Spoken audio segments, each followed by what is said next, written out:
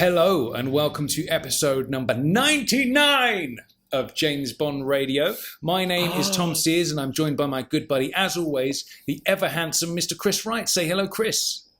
Hello, Chris. And that was a very, very kind introduction there. Thank you, Tom. What can I say, man? What can I say?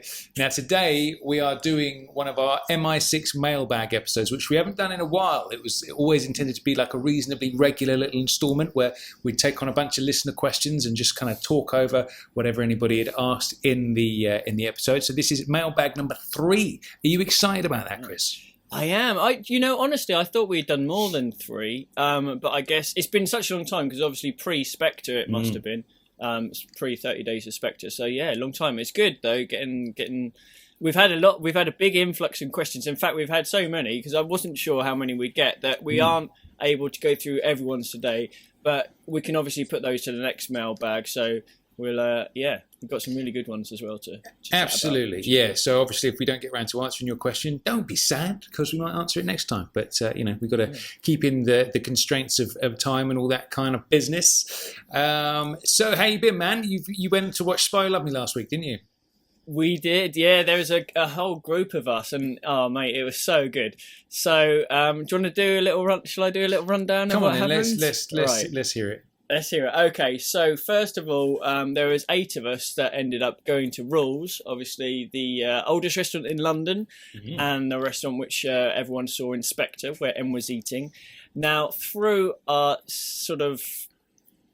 close tie, should we say, with MI6, we did manage to score the M table. That's yes. Amazing. But he wasn't there at the time then? He wasn't like sitting there and you had to get him to move or anything? No, I think he'd literally just left. Yeah. So we kind of passed him in the door and he gave us the nod. He was like, yeah, 00 section. We're like, yeah, right. Very nice. Which was pretty cool. So basically we, in fact, I got there, I met sort of Warren and James outside. We went in and John and Becca were already on the table. Becca had M's chair, which she was very excited about. Lucky, nice. So I think she was shaking with excitement, which was great. And Hugh Potter came along, and also Darren Noble and James Blundell. They joined Warren. They were in the other side of the restaurant, so they weren't quite in the VIP section, but they were still. There was a presence there. Yeah. But Becca kindly let everyone have a go. So as everyone, we sort of went to say hi to everyone. So everyone did their own M impression in M's chair, which was good. And I think Brian Dobson's was probably the best. He had the M pose down. Oh yeah, nice. He looked suitably grumpy, did he? Yes, indeed, yeah. And we all, quite a few of us got our lips around a Lucia Sciarra, which was rather tasty. Very nice. Obviously, that's some sort of beverage, I would take it, and not a human being, Lucia Sciarra. Well, actually, Monica Bellucci did turn up. Well, I'm already jealous enough, man, not being able to make this little meet-up. But if that had happened, I would be even more jealous. Yeah. It was a cool little cocktail, a really nice cocktail. It wasn't huge, but it went down a treat, so that was lovely. And the food was, I don't want to go on about it, but the food was immense. I had spatchcocked squab pigeon. Very nice. With crouton and Delphin-wild potatoes for main, and rhubarb, apple, and pistachio crumble for dessert, which obviously Colombo would have liked. So let me ask you this then, right? Rules, obviously the oldest restaurant in London. I imagine it was like the 1700s or something along there, wasn't it? I think it was 1798. Right, there it is. Just crept in there. Yeah. These sorts of places could very easily be a little bit stuffy when it comes to like, oh, here's a load of Bond fans, right? Let's get these guys out the door as quickly as possible. What was that like? Because I imagine if they've got a Lucia Sciarra cocktail on the menu, then they're embracing it a little bit.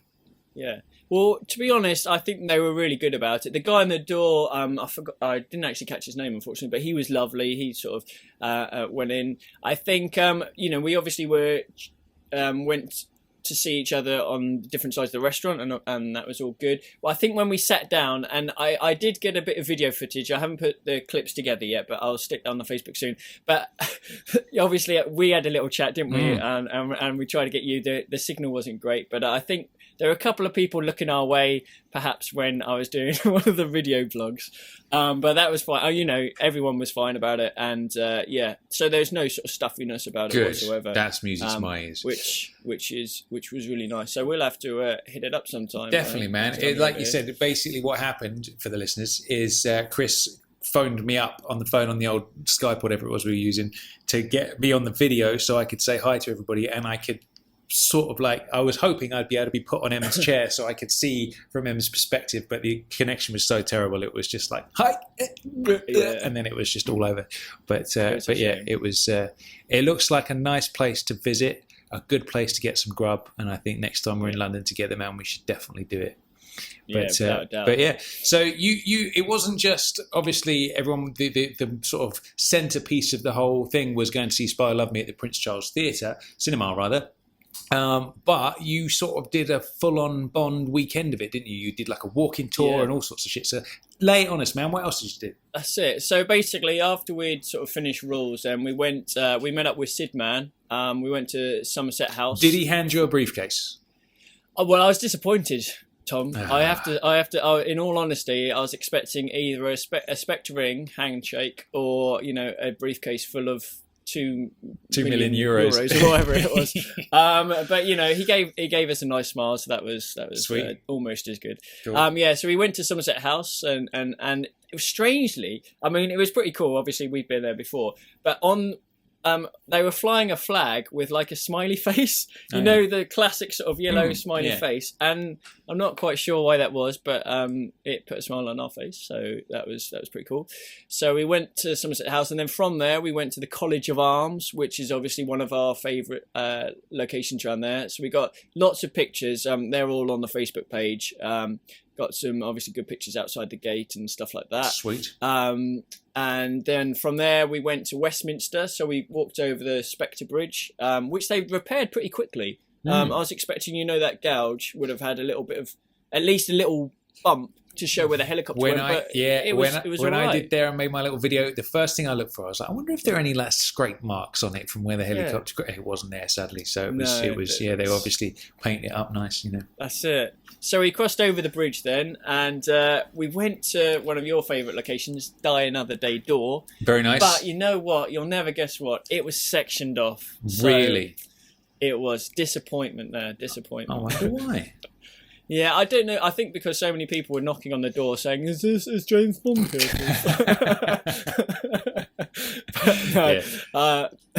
That was you and me last time we were in London. That was you and me last time. I think ever since then they've cornered it off.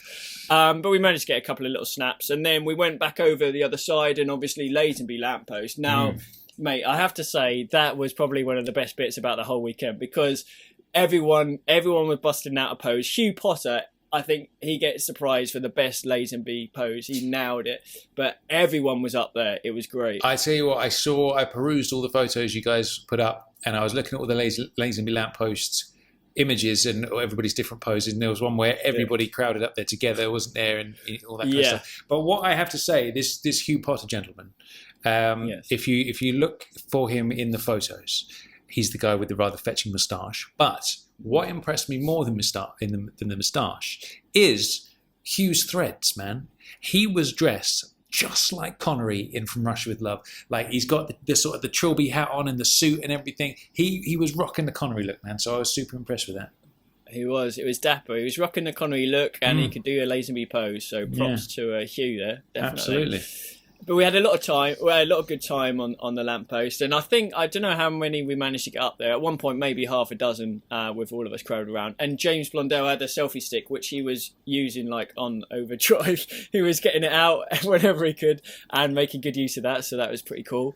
Then we went for a walk along Whitehall, obviously to check out quite a few. That's one of the, in terms of atmosphere and feel, that's got to be one of the best sort of Bond type locations in London.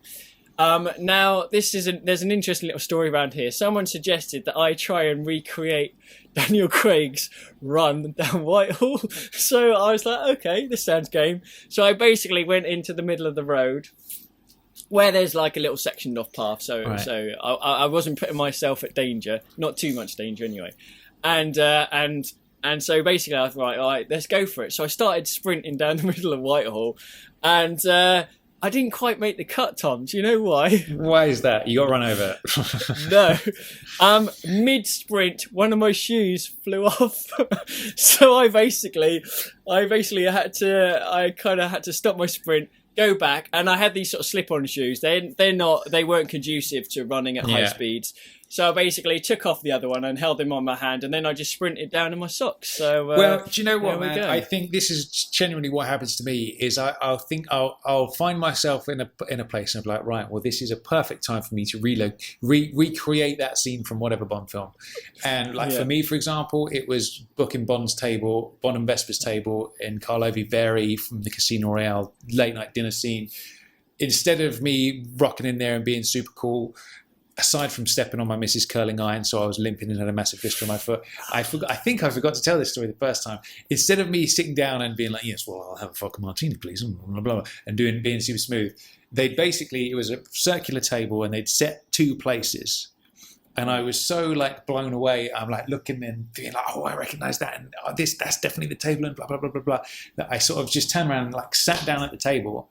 And then basically my missus and the two waiters were looking at me as if I was really strange. And I looked down and I just basically sat in one of the unmade up places. Do you know what I mean? So there was two chairs with a plate and then knives and forks and glasses. And I just sat on the bare side of the table. Hadn't even realised what I'd done. I was like, damn it. I hadn't heard that one yet. Yeah. That's good. I think that's what happens, man. When we try and recreate those moments, it brings us down and humbles us, so we don't think we're too cool. Do you know what I mean? It's you're doing your Danny Boy run, but your shoe flies off. I sit down in the wrong fucking chair. You know what I mean? It's all part and parcel of being a fan. I think it is. It's a fantastical aim, isn't it, to try and be James Bond? We can get as close as we can, but there's also always going to be that one little thing that's knocks you down. But that's all good. So we're down Whitehall. Obviously, we saw the old War Office and the building, where Bond stands on top of Skyfall and stuff like that. Then we met up with David West and went to the Hildebrand Safe House, which you visited not so long ago. Absolutely. And John Ward did his very best Leia Seydoux impression, or Madeline Swan impression. Very nice. Which I got a nice little video of, so I'll stick that on. And that's especially for you as well, Tom.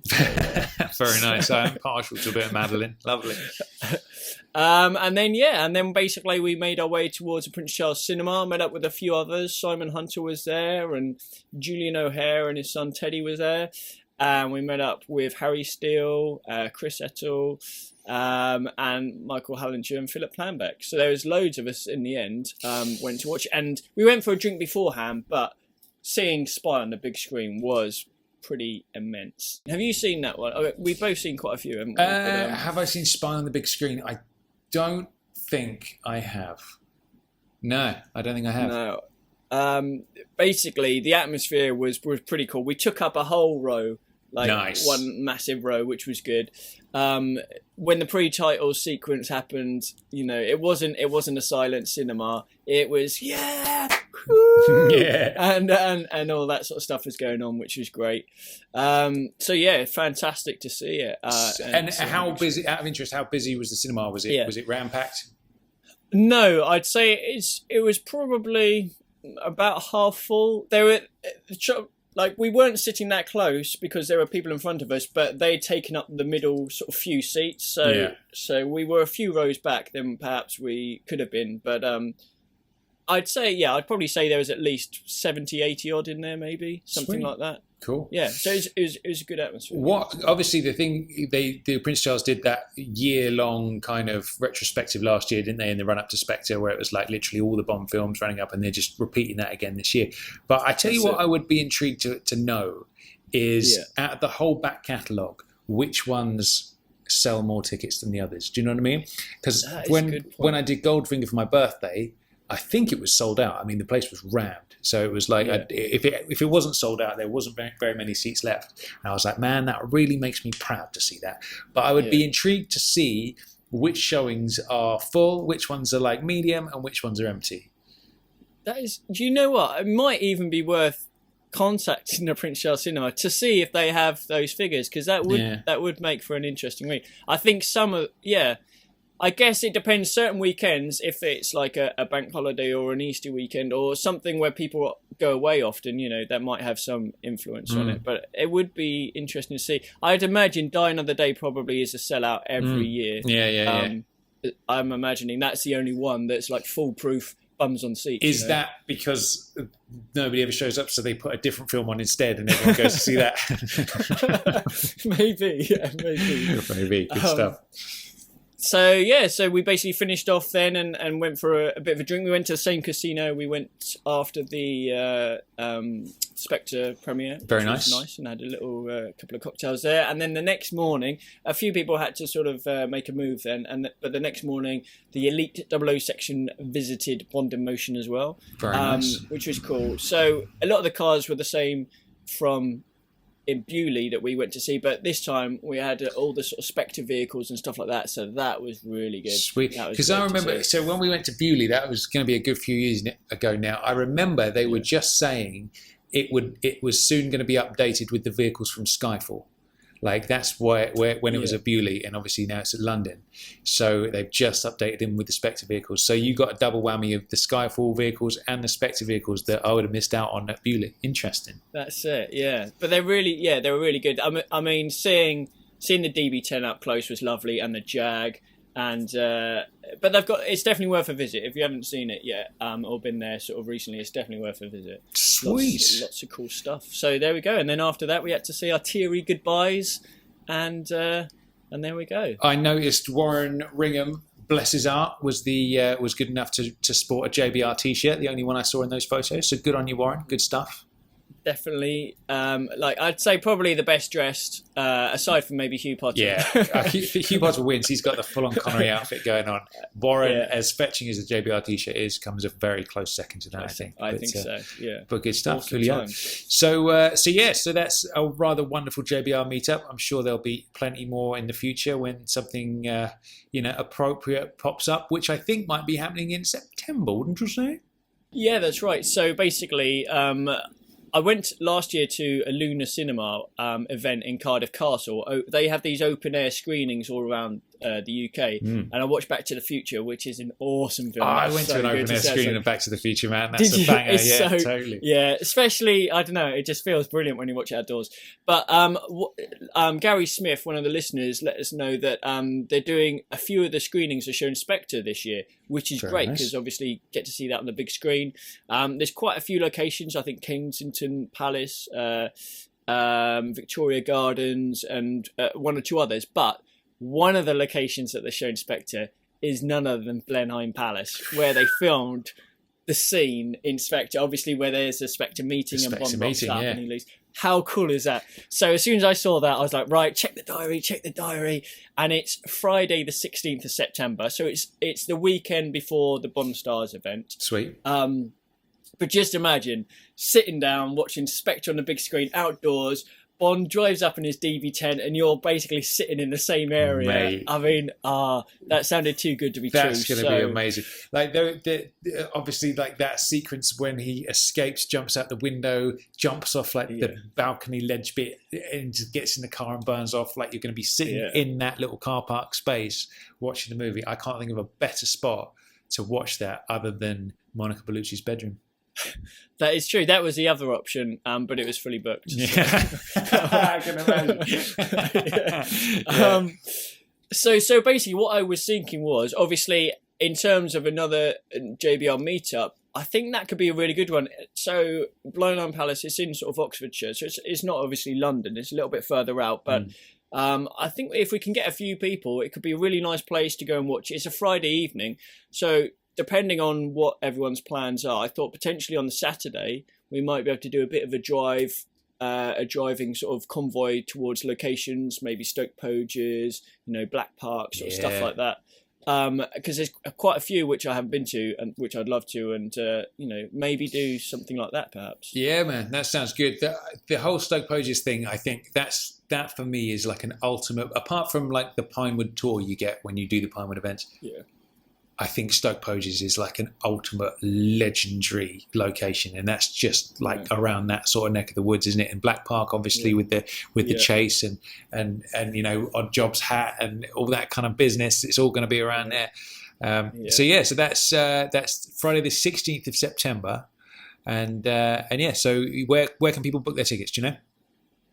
I did put a link up on the Facebook page, so if you have a look, it's on there. But I'll obviously update it again as and when What we'll do is we'll stick the link to the tickets in the blog post for this episode on jamesbondradio.com. Okay, that's what we'll do. We weren't prepared enough to find the actual link to read out on the air, so we'll do that later. There you go. Okay. Lovely stuff. So next up then, we need to kind of give everybody the results of a very important James Bond Celebrity Deathmatch face-off, don't we, Chris? We do. Now, this was kind of like a bonus round of Celebrity Deathmatch where we had all this sort of Aryan henchmen, I guess you could say, all the sort of blonde, muscular types. And basically we got down to two, which was the original Red Grant, and obviously Eric Kriegler came third, so he almost made the final, but he didn't. But Necros was in the final against him. So, what are your thoughts? What do you think? So when we discussed this, it was pretty cut and dry up until that point, wasn't it? Because we said,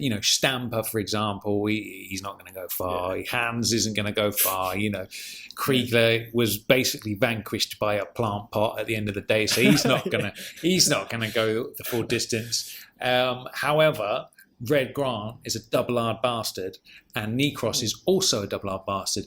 And when you think about it, the more I thought about that, the more I thought like Necros is the Red Grant for the Timothy Dalton generation, isn't he? He even essentially garrots somebody with his headphones and all that kind of stuff, and he's really, really tough.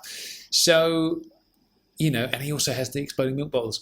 So I thought, for me, there was a sort of a problem there in the sense that Red Grant is such a classic character. The fan in me would want him to win by default purely because he's Red Grant. Whereas realistically, if you put the two of them face to face, having a scrap, I'm not sure it's that cut and dry. So what we did obviously was we threw it out to the James Bond Radio family and thought, let's let the people speak and then we'll make our judgments from there. So that's what we did. And we've got the votes are in, aren't they, Chris? The votes are indeed in. Now, funnily enough, they're very, very similar to the ratio of when we had the actual final between Jaws and Oddjob. Okay. So there is one that's a reasonably clear winner.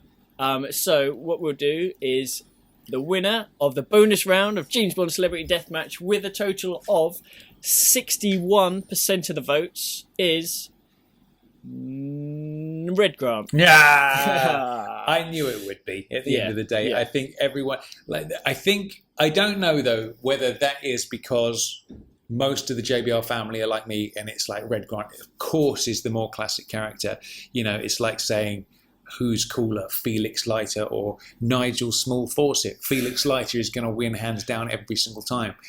So I don't know whether it's that, but realistically when they're having a fight, I'm just not sure because, I would say Red Grant has that old school muscle, doesn't he? Do you know what I mean? He's not like cut like Necros is. He's like, you see all his abs and all that kind of shit, whereas Red Grant is more like that old school wrestler kind of build, isn't he? Do you know what I mean? Yeah. Like old fashioned bodybuilders when they had the big round barbells and the twiddly moustaches, But Hugh Potter. I think that's a safe assumption that Red Grant's win. If the JBR family have spoken, then of course that's the winner then. So absolutely. And I think it's just he's a bit more of a nutter. He basically he's a homicidal paranoiac. He's a killing machine. So I think that's definitely the right answer. You do win. You get extra points for being truly out of your mind, crazy psychotic, don't you? Because then you get a bit of extra strength boost, don't you? Do you know what I mean? Yeah. If this was like Street Fighter 2. He would have like some sort of special power that would, he could rock out and vanquish Necros. But there we go. Well done to Red Grant then. Yeah, nice one. Now, speaking of henchmen or villains, in our last podcast, I asked you if you were a villain, a James Bond villain, what would your disability, so to speak, be? And you mentioned, obviously, it would be... Well, yes, but just to frame it for anyone who didn't listen to that episode, we were talking about how Bond villains tend to have, or Fleming Bond villains, they all tend to have something off about them, whether it's some sort of deformity, a third nipple, for example, or whatever it is. They're always just, they're either super ugly, or as far as Fleming was concerned, they just weren't British. They were just a bit foreign, and that was enough for him, or whatever it is. So it was, if I was going to be a Bond villain, what would my deformity be? Which I said would be massively oversized genitalia. So that would be my answer to that question. Yes. Okay. And now, did you happen to come up with any particular names for your villain with massive oversized? Well, I didn't.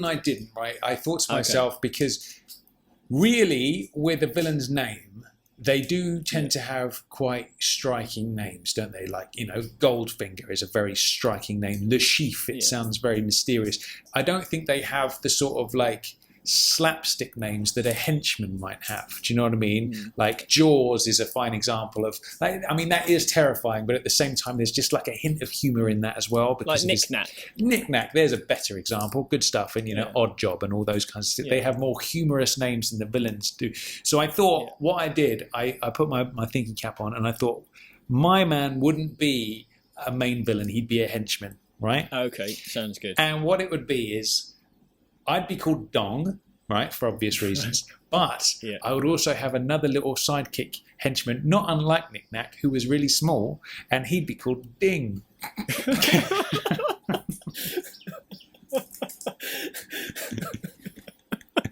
What do you think about that? Ding dong, ding dong, ding and dong. They get the job done. That is amazing. Yeah. That is amazing. So if you were Dong and he was Ding, and you went to basically you had to kill someone, you're on a mission to assassinate someone, the two of you, how would you go about doing it? What would Dong's move be, and what would Ding's move be? Do you know what? Just thinking about it, maybe there's some other things involved. Maybe the comedy side of things. If he is the smaller one, maybe he should have the massively sized genitalia, and me being the normal size or the bigger dude would have the smaller one. So maybe to add the comedy, Dong would be tiny and Ding would be huge. There so I think what it would be, I can't think of any real sort of penis-related sort of special moves you could have. Odd Job's got his hat, obviously. Jaws has his teeth. What could you do? I don't know. I guess there'd just be some sort of... I suppose what you would do is you would distract them with the oversized genitalia, wouldn't you? You just get it out and you'd be like, damn, that's a massive dong. And then the other one would like jump around and do a strangle or something, do a strangle. This has got like Austin Powers 4 written all over it. It does. We did actually have a couple of names come in about your potential Bond villain / henchman. So Bob Gaydon came in and he suggested Sven Pounder. That's a good one. I like that. Yeah, I like that. There was also one Wonton Willie. I like that too. There's two. Yeah, that's nice. And there's one that I came up with myself, which was Ivan Drillhard. That's very nice. That's going to be Roger Moore period, because obviously 80s. It's going to be a Soviet villain. Do you know what I mean? Yeah. It belongs to the times. Yeah, I like that. Okay. That's good. Ivan Drillhard. Well done. Nicely done. So what did you have a deformity that you would have if you would be a villain? Did you give that any thought? I'll have to have a think. You kind of nicked the good one, didn't you? I suppose mine would be, what would mine be? Mine would be, he's got such, funny joints. If he gets smashed and his legs or his arms are all over the place, he can just click them back in and then they can carry on. Nice. I like that. That's good. Yeah. You kind of like Mr. Fantastic without the stretching. Yeah, just a little bit indestructible or something like that, perhaps. All right, cool. Good stuff. All right, we'll see if we can think of a good name for that, and we'll talk that over next time. Or obviously Hunker Chunk. Hunker Chunk, there it is. Yeah, that's one waiting to be used. That's the alternative. Absolutely, cool stuff. So what else has been going on? I hear the Designing 007 exhibition is hitting Paris. It is indeed. Now, it's already there. In fact, there's been quite a bit of buzz about that on Facebook. So it's at La Villette in Paris, and that started on the April the 16th, running through all the way till September the 4th. Now, it's basically this. I think it's similar to the Barbican Designing 007 thing that we visited. It's 50 years of Bond style, so there's going to be lots of costumes and everything like that, cars, sketches, gadgets, and what have you. Now, I'm just going to list some of the items which we know are definitely on show. Roger Moore's suave ivory dinner jacket from Octopussy. Very nice. Craig's tight blue swim trunks from Casino Royale. Keeping the ladies happy. Yeah, absolutely. Definitely. And some of the boys. Yeah. The black satin jumpsuit that Louis Chills wore in Moonraker. One of the hooded dresses that Grace Jones wore as Mayday. The bikini worn by Honey Rider and Dr. No. Very an nice. absolute iconic classic. Bit of material there. Pussy Galore's gold waistcoat in Goldfinger. And my personal favourite, the couture corset that helped Monica Bellucci seduce Daniel Craig in Spectre. Goodness gracious me. Yes. Now, that is...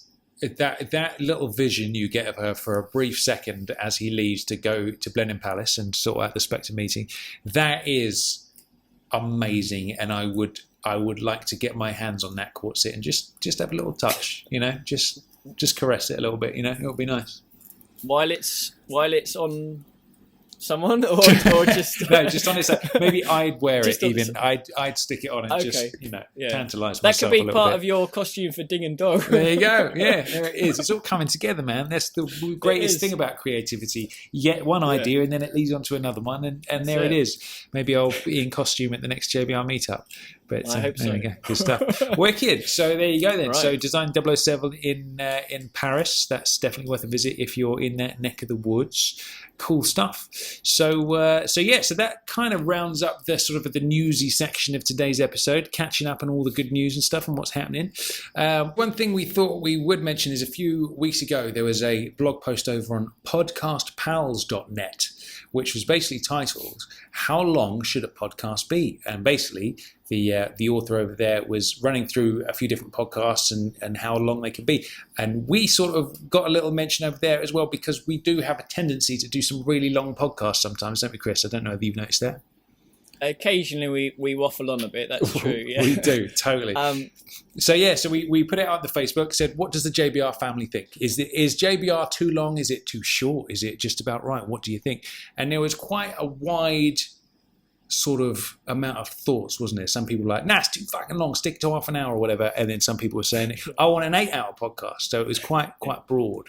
We sort of read through everybody's opinions and stuff like that and thought we might as well kind of like respond to that in the podcast itself. One of the things I thought was interesting is some people sort of tend to say it should be more like a radio show, like concise and short and all that kind of stuff. And I think for me, podcasts are their own beasts. They're different to radio. Do you know what I mean? Radio is something that's like mass produced for like a broad audience, and you've got to think of it more like TV, for example. Like you would never have a 3-hour radio show that's talking. Well, you probably would, but do you know what I mean? It's that they would have to cover so much in that to keep it interesting to the general listener. So I think it's one of those things where like doing a long podcast is something that some of the biggest podcasts in the world are really long, like 3 hours plus long. There's a dude that does a history podcast that's like 4 or 5 hours long, and it's just him on his own talking for 5 hours, and that's one of the biggest podcasts on the planet. So I don't know. I think really doing a long podcast like gives the listener control over how much they want to listen. Do you know what I mean? It's like you don't have to. A lot of people were saying, "Oh, I can't get through 3 hours." It's like, well, you don't have to listen to it all at once. Do you know what I mean? You've got 2 weeks at the moment we're releasing, so it's kind of like new episode comes out, you listen to half an hour here, half an hour there, and within 2 weeks you've finished the episode. Do you know what I mean? So I don't know. That's kind of how we feel about it, anyway, isn't it, Chris? Yeah. Well, I think also what we've learned is you're never going to be able to please everyone, because you just can't, because everyone's taste and everyone's sort of what they want out of something is completely different. So basically we're going to obviously keep going as we are, but one idea we did have is we're going to time code. Obviously we always have a little intro section and an outro section, then the main section of our topic. So what we're going to do is we're going to time code each main subject. So if people haven't got as much time or whatever, they can just skip straight to that if they want to. Yeah. And then people who want to listen to the whole thing, then obviously fine. So at least that's you kind of catering to as many people as you can. I think, some people said, I listened to every single one of the, 30 Days of Spectre episodes because they were so short and concise and all that kind of stuff. But really, when you drill down into the numbers, like our longest episodes are the ones with the most downloads. So it kind of like the numbers really speak. Like, the Spo Love Me reviews and all that kind of stuff get way more downloads than any of the 30 Days of Spectre ones. So it kind of, that's obviously what the majority of people want, is a longer episode. And I think the other misconception as well, people would see something like, For Your Eyes Only review and be like, wow, 6 hours of talking about For Your Eyes Only. But that's not all we're talking about in the episode, is it? It's kind of like, we do a half an hour of chit chat. We do a couple of hours talking about For Your Eyes Only, and then, another half an hour or so of chit chat on the end of, all our silly little games and stuff. So, so we kind of had a little think. And I think ultimately what we will do is just continue as we are. But like for those who are sort of, I'd say more casual listeners, then we'll kind of help them out where we can by, putting in time codes. If you want to skip straight to the interview, for example, of whatever it is you're listening to, you can just do that, and you can cut out all the banter in the middle and all that kind of stuff. But yeah, we certainly are not going to be cutting JBR short, are we, Chris? No, half an hour would be over by now. Yeah, I know. There's your podcast, done and dusted. See you later. Yeah, and now me and you, we wouldn't have even begun to talk about what we wanted to talk about. So there you go. So exactly. But there we go. So business as usual for JBR. But I just thought it was an interesting thing to talk about because as well, like there's a lot of things about it that's a bit counterintuitive because a lot of people said, surely you'll attract more new listeners with shorter episodes because they won't be so like put off by a 3-hour podcast. But, the listener figures actually just say the total opposite of that. So it's kind of like, it doesn't seem to make sense, but it is what it is. But there we go. So moving on then. What's next, Chris? Okay, so we received a couple of cool images from a couple of the listeners that came to the 007 meetup, the JBR meetup recently. So Julian O'Hare and his son Teddy put up some photos of them trying to recreate the Roger Moore Moonraker effect. Now, this is from the scene in the centrifuge sort of training thing, where it goes up to like 13 Gs or whatever it is, and you see his face going all over the place. Now they tried to recreate that with one of those hand dryers. You go in the gents' toilets and you put your hand, and they were there physically underneath it, mouth open, trying to recreate it. Very nice. Now, I've seen. I mean, as good a job as they were, I think everyone has to have a go, and I think an actual hair dryer, like a handheld hair dryer, full blast, I think could create quite an interesting effect. In fact, I think that's pretty much what they used for the film. Right. When Roger was in his chair. Yeah, I think they used like a hair dryer. Maybe not a hot one, but there is something along those lines. Yeah. You don't want to melt poor Roger's face, do you? No. But you know what I mean? Something like that, and that's what made his skin go funny. So I thought what might be quite interesting is if everyone tried to do their own recreation of the Roger Moore sort of look from Moonraker. Sounds good. And then see what images we get. Obviously, everyone will be looking lovely. Well, in that case, let's. I think you and I should lead the charge with that. So, what we'll do is we'll take our photos and stick them up on the Facebook, and maybe below the blog post on the website for this episode, we'll lead the charge, and then we'll see if we get any other kind of submissions. But that all sounds good. And if not, they can just laugh at us. So yeah, and at the end of the day, public service announcement: do be careful. Like, don't actually put the hairdryer in your mouth because that could lead to some electricity-related deaths. We don't want any of that. We don't want to be involved in that. But yeah, just we don't want burns either. Don't burn. We don't want any burns. No burns. So, at a safe distance, and then see what you get up. That would be. Alternatively, if you've got a high-powered fan, I'm sure that will do just as good a job. That'll do the trick as well. Yeah, absolutely. Or if you have a centrifuge machine in your living room, just use that, and then that'll sort it out. Just use that. Yeah, completely. I'd love a centrifuge machine in my living room. It was so good. Cool stuff. So, before we crack on with the mailbag questions for today's episode, then it's time for some Bond trivia. Chris, are you excited? I am, and I am going to go first. Oh, all right. Let's do it then. Let's go for it. Okay, so are you ready for my question for this podcast, Tom? It is a bit of a banger. I am ready and willing.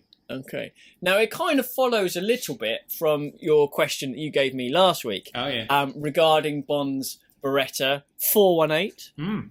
I might add. I remembered that, which I'm pretty proud of. Good stuff. Okay, so now in Dr. No, obviously, as we know, Bond has a Beretta, but he's then given a Walther PPK because the Beretta jammed on his last mission. That's what we hear in Dr. No. Okay. So he's got his Walther PPK, but can you tell me, Mr. Tom Sears, in what film and in what scene do we see Bond's trusty Walther PPK also jamming on him? Is it a jam or does he run out of bullets? It's a jam. It's a jam. All right, that is a good question. One that doesn't immediately leap to mind, but I do have a vision of, like when the hammer goes back or whatever. Do you know what I mean? And it's obviously not work, but I can't quite think of when that is. All right, cool. All right, that's a bloody good question. Good stuff. My question of the day is another Dr. No related one. I've started to read the book again, actually, so I'm in Dr. No mode lately. Nice. My question of the day is, Mr. Christopher Wright, how much was Honey Rider's shell worth, and where was she going to go to get that price for it? Any ideas? Oh, that is a doozy. That's a doozy. Because you can hear her saying it, can't you? But whether you get the right price and where she's going to go to get that price is a different story. That's a good question. So speaking of Dr. No, we have to mention that image that you put up on the Facebook page. Oh, just basically sitting on this beach, you can see the Disco Volante on the horizon. You're reading your Dr. No. It shouted Fleming, Jamaica and all this. Obviously you're in Thailand, but man, you look like you're living a hard life at the moment. Yeah, are you able to cope and everything? Do you know what? When you come across like a sort of secluded beach and there's a few palm trees, you immediately think that's a Dr. No beach right there. And we did a little trip to the coast the other day and was just stayed in a hotel for a couple of nights. And the hotel had its own little beach, like its own little private beach just for the guests. And we went down there at a certain time of day and it was just deserted down there. And it was just like the most perfect looking, like white sandy beach, beautiful aqua waters and all that kind of stuff. And I thought to myself, I made the decision there and then. I was like, I need to read Dr. No again just to really get into the mood. So just to make everybody jealous, I was stretched out on my sun lounger reading Dr. No, snapped a little picky for Facebook and thought I'll send that to all the kids back home. But yeah, it's nice. And did it help getting that vibe, that atmosphere while you were reading? I tell you what, man, I've got a new method because I find these days, I don't know why, I find it very difficult to focus on reading fiction. Like for some reason, my mind just tends to wander and I don't focus on it as much as I should. So I've got a new system whereby I downloaded the audiobook on Audible with one of the newer reloaded ones. It was Hugh Quashie's narrating it. So I'm listening to Dr. No in my ears whilst following along in the actual physical book and reading. And I found that really, really helps to really suck you in. Do you know what I mean? And I was totally in it. So I'm really enjoying it, man. I'm about 5 or 6 chapters in at the moment. That's a great idea. I've done the audiobook, and obviously I've read it, but I've never done the two together. That's really good. Because I tend to find reading a lot lately. I don't know whether it's just because I'm getting older, but if I just sit down and I read a book in the traditional sense, I find my mind, I struggle to focus my mind on that. Whereas if I listen to an audiobook, I'm usually doing something else while I'm listening. So I tend to get distracted from the audiobook. So I thought if I just combine the two powers, maybe that's even better. And that's what I did. And I'm loving it, man. Something. Yeah. Do you know what I might do? I might get the audiobook for Moonraker and take a little trip down to the White Cliffs of Dover. Very nice. And just sit on the edge and have a little read. Sounds good. So before we crack on with today's mailbag questions, make sure you come and join us on Facebook. Just put James Bond Radio into the search box and you will find us. Come and follow us on Twitter, which is @JamesBondRadio. You can come to jamesbondradio.com and join in the conversations over there. You can leave comments on all the blog posts and all that kind of stuff. And there's plenty of stuff to be sort of read, and all the blog posts that Jack Lugo puts up for us and all the guest writers and all that kind of stuff. That's all good and entertaining. You can also leave leave us a voicemail on the far right-hand side of the page. There's a big button that just says leave us a voicemail. So come and do that. And if you want to leave us a listener quote or a question or a piece of trivia or whatever it is, you can come do that through jamesbondradio.com. And then last but not least, come to our iTunes page. If you just go to iTunes Store and type in James Bond Radio into the search box, you will find us. And it would be lovely if you could leave us a lovely glowing 5-star review, because it helps us rank higher in the searches and attract more listeners. And last but not least, if you would like to donate to the JBR cause, there's a lovely donate link over on jamesbondradio.com as well, which really helps keep the show on the road, so to speak. And it's always appreciated, but never expected, Chris. It's just appreciated when it happens. So that's lovely. Thank you very much. Should we roll the theme tune then, Chris? I think we should. Let's go for it. Who are you? My name's Bond. James Bond. Bond. James. Bond, what do you think you're doing? Keeping the British hand up, sir. Welcome to James Bond Radio. News, reviews, and discussion of all things 007. Pussy. As you can see, I have no problem with female authority. Oh, pipe down, 007. Do you expect me to talk? No, Mr. Bond, I expect you to buy.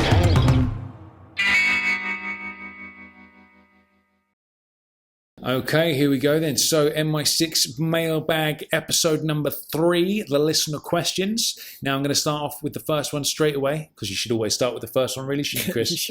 The first one. Wait to the last one. Indeed. The first question is from JBR listener Matthew Noble, who says, Chris and Tom, which 3 Bond movies would you personally consider to be the most underrated, overlooked, and or unfairly slagged off? Your choices could be based on critical reception, the initial commercial response, or the general reaction of the Bond fandom. Also bear in mind that the films you choose don't necessarily have to be masterpieces, and you can simply be decent Bond movies that you feel don't get the recognition they deserve. So I've got some quite solid thoughts on that, Chris. Let's start with yours. What do you think? Okay, so shall I do one, you do one, I do one, you do one, or shall I list all 3? What do you think? Go with all 3, I reckon. Okay, so my first one. Now, this is, first of all, props to Matthew Noble, because it is a great question and it gets you thinking. I think there are films that some people will think that the general public don't like, and they love it, but that's not always the case. For instance, I think License to Kill, I think it's a great film, and I think there's sort of a feeling that it's not as appreciated as much as it is. But I think the opposite of that. I think not the opposite, because it is worthy of praise, but I think it has garnered a lot of attention. So that, I think, would be in quite a few people's list, but it's not in mine. But anyway, in mine, I'm going to start at the start, which is Dr. No. For me, I think Dr. No is highly, highly underrated. It's a long time ago since we reviewed it, but I remember watching it. I think Connery was just immense in it.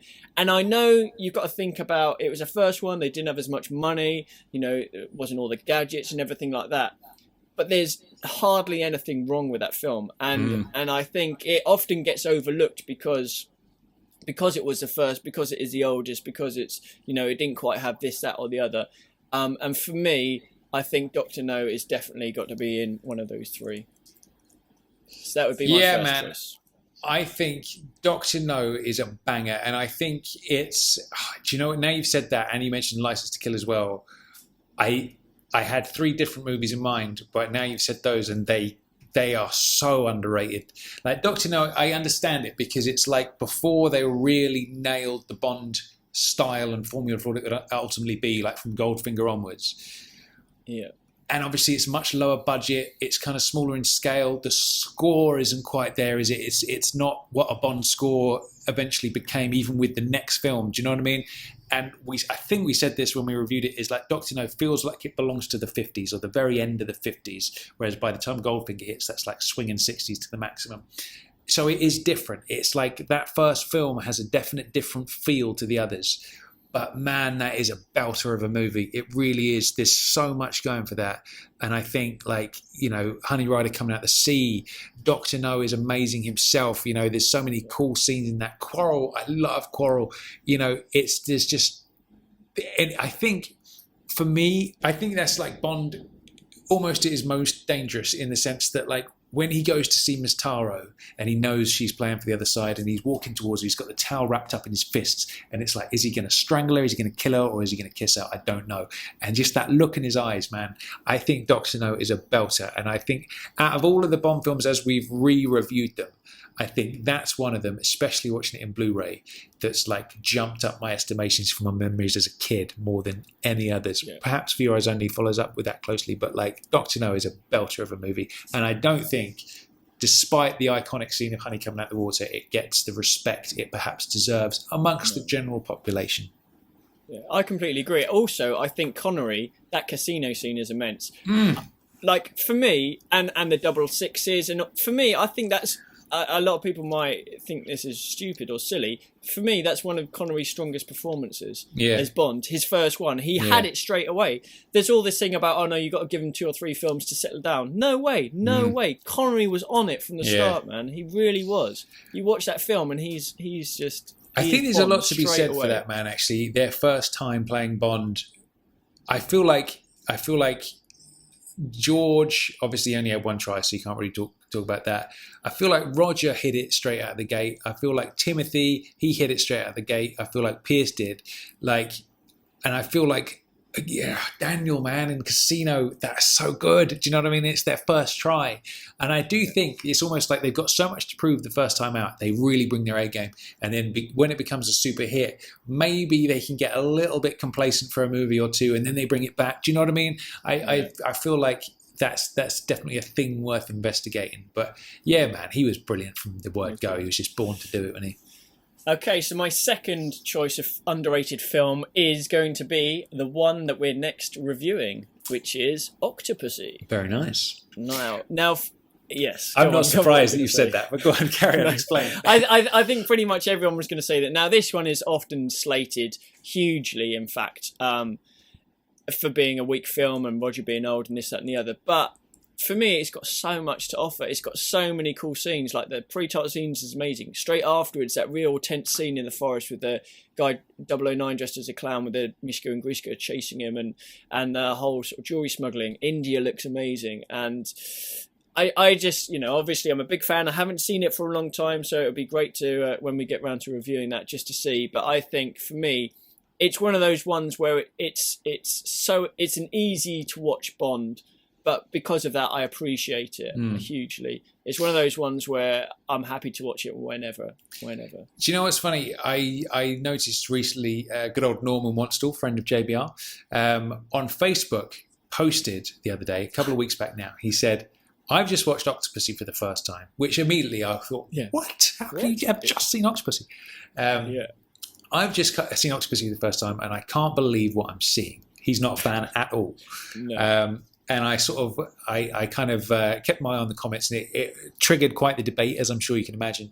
And Octopussy does get a lot of flack, And I think, for me, from where I'm coming from, because again, I haven't seen it for a while either, saving myself up for the review, most people tend to focus on that clown thing, right? Which I think is a fair enough statement. But I know your defense of that is, well, he had to do that to get into the circus. So it has a functional thing. A lot of people were criticising Q being in the hot air balloon at the end and sort of how that was a bit cheesy maybe. So yeah, that is one that definitely, it's a polarising one, isn't it? I think you either love Octopussy or you really don't like Octopussy. So that's an interesting one. So all right, cool, good stuff. Okay.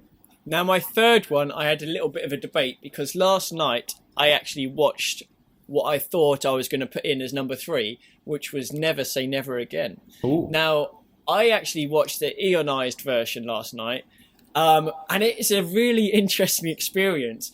Because it's not just the Thunderball music, the one that I watched, it incorporates not just Barry music, it incorporates literally probably a piece from every other Bond movie. Was this the one Darren Legg sent us a while ago? Yes. It was. Thank you, Darren Legg. Yeah. We salute you. Sorry, go on, carry on. I interrupted you. And some of the scenes when you're watching it and the Eon music comes on, you're like, oh mate, that really fits the bill. That scene works so well. And other times it's really jarring and you're like, ooh, like the pre-titles music didn't quite fit with it, I don't think, and one or two other spots. But it was almost like a 2-hour episode of Guess Music Cue. Yeah. So it's I'd never watch it again like that. If I was ever going to watch Never Say Never Again, I'd watch it with the original soundtrack. But the titles looked amazing. They used Propeller Heads, History Repeating with Shirley Bassey on the Thunderball sort of title with the correct credits. But the only thing is, it wasn't as good as the original, I don't think. But it was still an interesting case. But because I remember when we reviewed Never Say Never, and we said the first 2/3 great, first 3/4 great, and then the last third is where it peters off, and that obviously happened again. But just in terms of the production value, I know this film gets slated a lot, and I don't think it should be as slated as it is, but I don't think it warrants being in the top 3. So that was one that I was considering, but I'm putting out. So my actual third one, sorry about on the slight digress, my actual third one is going to be the film that follows the film that we're reviewing next. A View to a Kill. Yes, interesting. Indeed. I nearly put that one in there myself, but I didn't, and I will hold off on my comment before I hear your thoughts. Go on. So, talk to me about A View to a Kill. So for me, I remember loving it when I was a kid. Like, I really enjoyed it. I always hated Stacey Sutton screaming. That's never going to get any better. I absolutely hated that. But I remember enjoying it as a kid. And then I remember reading all these Bond books and people giving it 1 star. And I was like, really? Is it that bad? Maybe it is that bad. And sometimes you get a little bit influenced by what you read and other people's thoughts. If there's so many people thinking like that, you think, oh, maybe I'm missing something. But I remember, like, obviously, again, this is one we haven't seen for a long time, but I remember seeing it, within the last few years, and it's got so much going for it. Like, the Zorin and Mayday I love, and I know everyone's main drawback is, Roger Moore, he's in the Zimmer frame and stuff like that. That's never bothered me. I don't know why. It's never his age has never bothered me. Like, when he's in the tracksuit running to jump on the bridge, obviously the actual jump wasn't Roger, but you know what I mean. And I love the byplay between him and Walken. And I know quite a few people that are big fans of A View to a Kill. The only segment I don't like is the whole fire truck thing and the City Hall bit. And Stacey Sutton screaming. Aside from that, I think the rest of it is really, really good. So for me, that's going to be my third choice. Interesting. So I immediately thought of A View to a Kill because that's the one that gets slated quite often as well. Basically, the last 2 Rogers, they get a bit of a rough ride, don't they? Yeah. But I didn't put that in my 3 purely because I haven't seen the last 2 Rogers in a while, purely because I've been holding off for when we get to them in the podcast, when I see them with fresh eyes and all that kind of stuff. So I can't really comment. I do think you're barking up the right tree with that, though, in the sense that does get a lot of flack. And I think it's mainly to do with Roger being at the age he was at the time. But yeah, so I think I'm going to, before I say anything else, I think I'll reserve judgment until I've seen the film again. But I my gut feeling tells me I think it's not going to be anywhere near as bad as the flack that it gets from people. But there you go. Good choice. So for you then, Dr. No, Octopussy, A View to a Kill. Indeed. And so I'm really interested to hear this. What are your 3 choices then? Right, my 3 choices are, and I think one of them is going to surprise you. My first one is The Man with the Golden Gun. Now, reason I've chosen that one is because obviously in terms of when it first came out, it didn't do that well at the box office in comparison to what they wanted it to. And do you remember there was that whole thing, isn't there, that Spy Who Loved Me was like the last throw of the dice in a sense. Do you know what I mean? It was like, we need to make this one a huge success, and thankfully it was, and injected a whole new life into it. It could have been the series tailed off after Man with the Golden Gun. So, in comparison to Spy and obviously some of the other ones, Man with the Golden Gun wasn't received as well as the other ones. And I have seen a lot of it in on blog discussions on Facebook where people tend to sort of slag off Man with the Golden Gun a little bit. But for me, I think it's got everything you want from a Bond film. It's got a brilliant villain who's so memorable. You've got a brilliant henchman who's also massively memorable. You've got one of the most iconic locations on that island, man. It's just incredible. Your Bond girls, you've got Miss Anders, who's like, an interesting sort of kept woman, You've got Mary Goodnight, who, bless her, she's not the brightest in the world, but she looks great in a bikini, man. You can't argue against that. Good Lord. I think that movie is a belter, and there's so much going for it. And I remember when I rewatched it, I was expecting to not like it and sort of pick some holes in it. And as I watched it, I was like, do you know what, man? I actually love this film. I think it's brilliant. It's one of my favourite Rogers. So that's choice number one for The Man with the Golden Gun. What are your thoughts on that?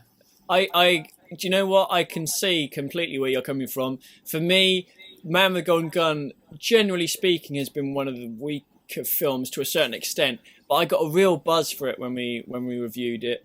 And again, I think I can put that along the same sort of lines as Octopussy, where it's quite a fantastical type Roger without being in outer space or undersea. But it's an easy watcher. But like, yeah, it's like there's quite a lot of iconic stuff, like the flying car and all that is iconic as well. Man, you know, the barrel roll jump. I mean, that's an unbelievable stunt. You know, you got that going for it. And I mean, I think maybe I think J.W. Pepper annoys a fair amount of people. I think, you know.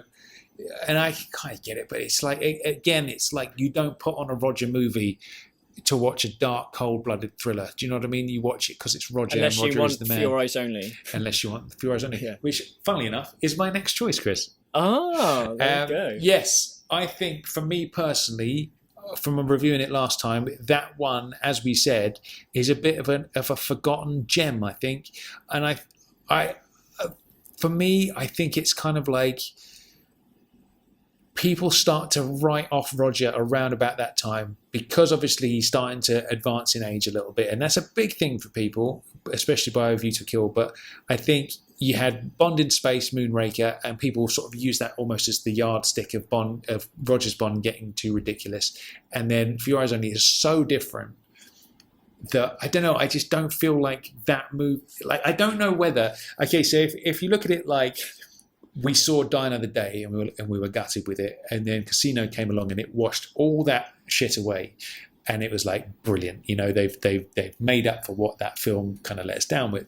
I don't know whether For Your Eyes Only did the same thing for Moonraker, whether people at the time looked at Moonraker as like, well, this is getting ridiculous now, Bond's in space shooting lasers, and then the next film, did that wipe that slate clean for those people or not? I don't know, in the sense that did that make up for the fantasticalness because it was so down to earth? It will be interesting to talk to some people who were around at the time to see what the feeling was.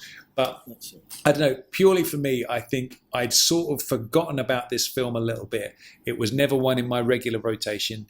After watching it and digging through it and going through the whole thing, it's another one that's got so much going for it, and I think it's a belter. What do you think? Again, it's an interesting one. After we reviewed it, obviously, really recently, it has gone up. All these films that we've mentioned have kind of gone up in my estimation since we reviewed each one. And for me, if your eyes only Cold War thriller, I think it's great. Like we mentioned, the sort of ski chase, the car chase. There's a lot of strong characters in there. Columbo, one of the best allies in the series. The mountain climbing bit at the end. The Lotus. You know, it's got a lot of good stuff going for it. So yeah, I completely can see where you're coming from with that one as well. Correct. Very nice. And my final choice of the day is Quantum of Solace. Oh.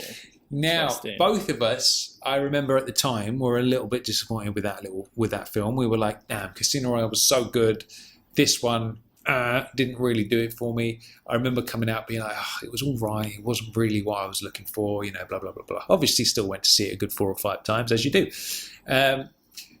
Now, I think there was some troubles, obviously, during production, the writer's strike and all that kind of stuff. So obviously they were kind of going as they were making it. So, of course, it's not going to be as well thought out as a Casino Royale or something like that, you know.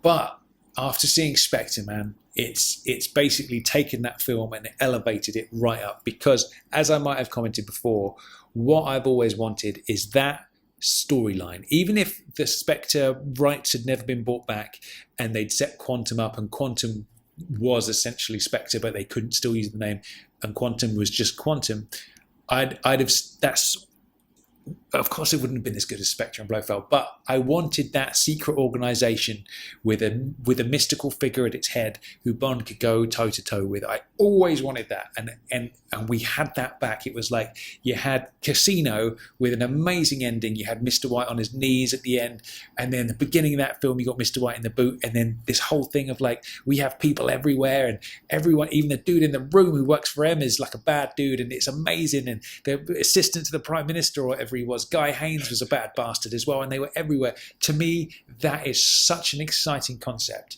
that I loved that part of it, man. And that opera scene with their secret meeting, which we now know is obviously a Spectre meeting, that is a belter, man. That is visually alone, but the actual whole scene itself is one of my favourite, most standout scenes from the film and the series as well.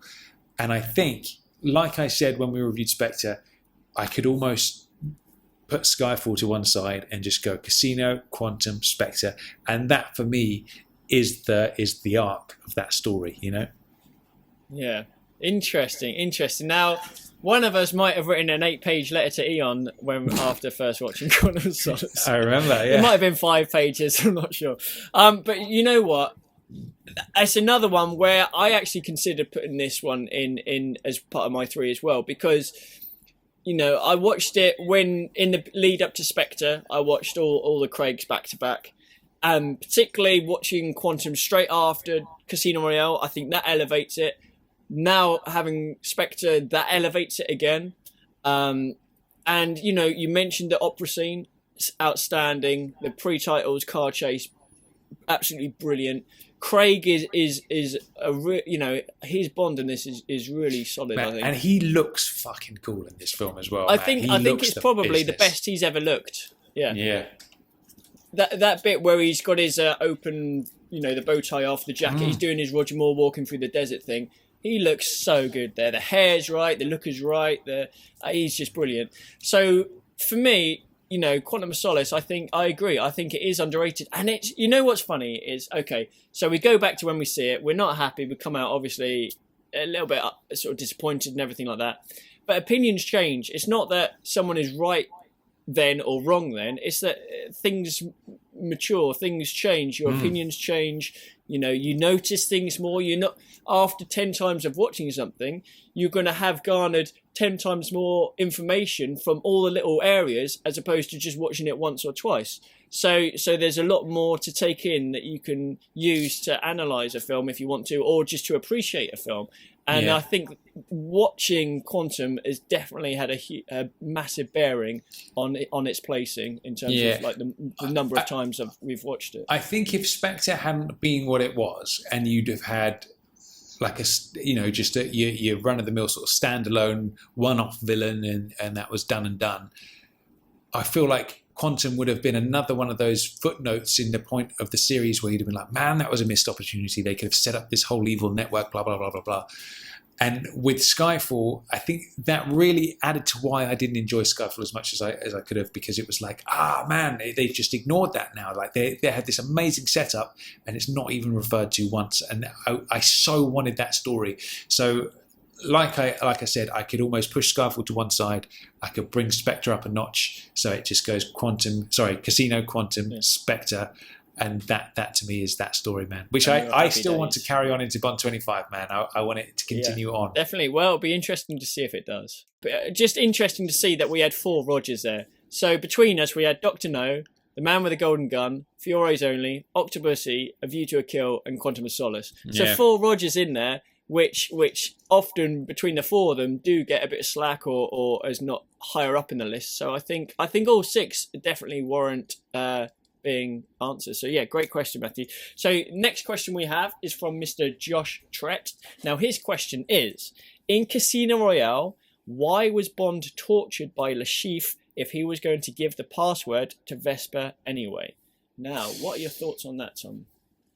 Right, let's just think about this. Okay, so Vesper, she is essentially being blackmailed by Spectre, and she's under the impression that her boyfriend, who obviously we meet at the end of Quantum, is going to be killed if she doesn't do that. So she's not evil, she's being blackmailed to help them, and she thinks the man she loves is going to be killed if she doesn't.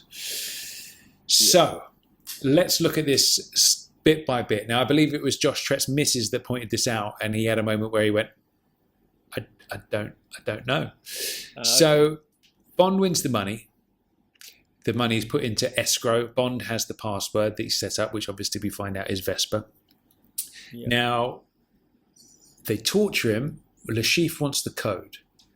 Now, Bond won't give him the code. shit goes down. Mr. White turns up. Le Chiffre's dead. Bond is convalescing. He then gives Vesper the code to get the funds out. Blah blah blah blah blah. Now, if he hadn't have tortured Bond and just basically let it naturally run its course, Bond and Vesper would have probably been canoodling at the hotel afterwards, celebrating a job well done. And then the Swiss banker would have shown up anyway with the thing, and he'd have probably given Vesper the code anyway. Is that a real thing or not? What do you think? Now, I've got a couple of theories about this. Firstly, I think there's a difference between what Le Chiffre wants and what Spectre wants. Because don't forget, Le Chiffre needs money to cover his own back because he's lost like all these other guys' money. So he needs the money for himself as well to pay off all the debts that he's sort of brought up. So I think he hasn't got any time. He needs that money ASAP. So he needs that password from Bond to get the money so he can pay off that, and obviously because although he works for Spectre, I still think he has his own agenda. I still think he absolutely does, doesn't he? Because he's the reason with Bond stopping the plane from exploding, Le Chiffre's bet the wrong way on the stocks, and he's lost all that money. So he absolutely does have his own agenda. So that begs the question: then, does Vesper work for Spectre, or is she being blackmailed? Is she being blackmailed by Spectre, or is she being blackmailed by Le Chiffre? That's the bigger question, then, I suppose. Yeah. Now, the other way of looking at it is if maybe that while Le Chiffre is alive, Vesper's in danger. So once Bond knows that Le Chiffre is dead, then he assumes that Vesper's not in danger, and therefore he can let her know the password. Or the other way of looking at it is potentially, if Le Chiffre, if he hadn't been tortured, because they obviously had a little bit of a thing, Bond and Vesper, prior to Vesper's kidnapping, but it hadn't reached any sort of emotional moment such. Had he been able to sling one up her yet or not? That's the thing. Exactly. But it's a very lovely way of putting it. It is. It's very lovely. But if he hadn't been tortured, and he hadn't gone to that clinic, and she hadn't been there to help him through however many weeks of recuperation it was, would they have been that close afterwards? And would he have given her the password? So maybe it was the fact that he because he was tortured, that opened him up to Vesper, to trusting her more. Yeah, what do you think? I think the key thing here is who she's being blackmailed by. Right. So, for example, so Spectre as an organisation obviously get wind that Le Chiffre's bet the wrong way and he's lost all their money. You know, that's why Mr. White shows up and shoots him at the end. So they're after Le Chiffre, obviously. Right. That's fine. Bond is obviously after Le Chiffre as well because he doesn't want him to win back the money. Now, if Le Chiffre had been blackmailing Vesper to do his bidding, then I guess that whole thing of kidnapping her and all that kind of stuff would have been staged to get the password from Bond sooner. Like, let's just get rough and ready with him and just get hold of the password. That obviously doesn't work. If, however, it's Spectre who also want to get at Le Chiffre because he hasn't, he's done what he's done. If it's Spectre that's blackmailing Vesper, then that's kind of okay because then Le Chiffre doesn't know that Vesper's working on Spectre's terms. So all he sees is that she's Bond's missus, essentially, and steals it because he knows that'll... Yeah, that is an intriguing question, that one. And I think there are several ways you could look at it. I don't think I'm not being an idiot, am I? It's not black and white that she's definitely being blackmailed by Spectre or Le Chiffre, am I? Well, her boyfriend... in Quantum, it was either Quantum or Spectre sort of behind that, surely. I don't think it was Le Chiffre who's behind her, or is it? I don't know, you see, maybe it isn't black and white. It's a really interesting sort of concept or argument, I guess. I would argue then, how I see it is that Spectre, Quantum, same thing. Spectre are the ones blackmailing and controlling Vesper because there's that thing with Gettler, isn't there? The dude with the eye patch at the end. She sees him and freezes. you don't see him and Lashif together, I don't think, do you? They never cross paths, as far as I'm aware. No. So maybe that's it. Is basically she's the pawn in Spectre's game of getting their money back from Lashif. You know, she's the pawn from them, and he has no direct link to Vesper. I think, again, I haven't watched it in a while, saving it up for the podcast. So I think that would be a question to keep in mind for the next viewing, I think. But it's also that is a logical answer that would make sense if that were the case. So, I mean, as always, everyone who's listening, feel free to let us know your thoughts on the matter. You know, what do you think? Was Vesper sort of being, you know, was she under pressure from Spectre or from Lashif? And do you think that all sort of works? So I think that's probably the best sort of answer. Excellent work. And kudos to Mrs. Trett for paying attention. Good for you. I like it. Good stuff. Nice one then. So next, a woman. Next. That sounded so condescending. It did. I didn't actually mean it like that. I didn't mean it like, oh, well done you. Well done. I meant it like, so often the missus is like not interested. She's just watching it for her boyfriend's sake. Do you know what I mean? It's like, oh, well, I've got to sit through this movie because he loves it. It did come across like that. Maybe I did mean it like that. I don't know. But here you go. Oh, woman. Anyway, Mrs. Trent, we salute you. Roger. Yeah. Good stuff. Next question is from Mr. Chris Rushworth. His question is, you've spoken about who you would like as the next Bond, but what about future Bond girls? I myself would like to see Elizabeth Olsen in the future. Now, this is an interesting one for me because I realised I have absolutely no opinion on this. And I'll tell you why. Because I don't, for example, I'm out watching films. I don't go, oh, she'd make a good Bond girl. I just go, that's a very appealing woman and I'm enjoying watching this film. What I enjoy about Bond lately is they wheel out this girl I've never heard of before. She's A, beautiful, and B, absolutely amazing. So, and they did that with Berenice, they did that with Léa Seydoux, they did that, you know, with Olga, you know what I mean? It's like, and same with Vesper, do you know what I mean? All these girls I wasn't aware of before, and they all did bang up jobs. So I don't have any opinion on this at all. I'm just like, I'm happy with what they serve up because the last 4 films they've done us proud with the Bond girls. So I don't know. What about you? How do you feel about that? No, I completely agree in terms of, you know, those 4, all 4 of them have been absolutely amazing in the last 4 Bonds. And like you said, aside from Eva Green, who I might have known a little bit, you know, they'd hardly been known, but yet they were all brilliant. So I think you can reel off a list of names, but I'd much rather just wait and see what Eon comes up with because you know they're going to do the goods. Yeah. Like the last time they've bought, I mean, when you're looking at your Halle Berrys and your, Denise Richards and stuff like that, and you compare those characters to your Vespers, to your Camille, you know, Severine, and so on, Madeline Swan, and there's just no different. You know, it is completely. You know, I think with the Pierce ones, I think, you know, you had Isabella Scorupco with GoldenEye. Yeah, and I think, she was great. And what I liked about her is, I mean, she's super hot. If you see photos of her, she's like proper bombshell beautiful.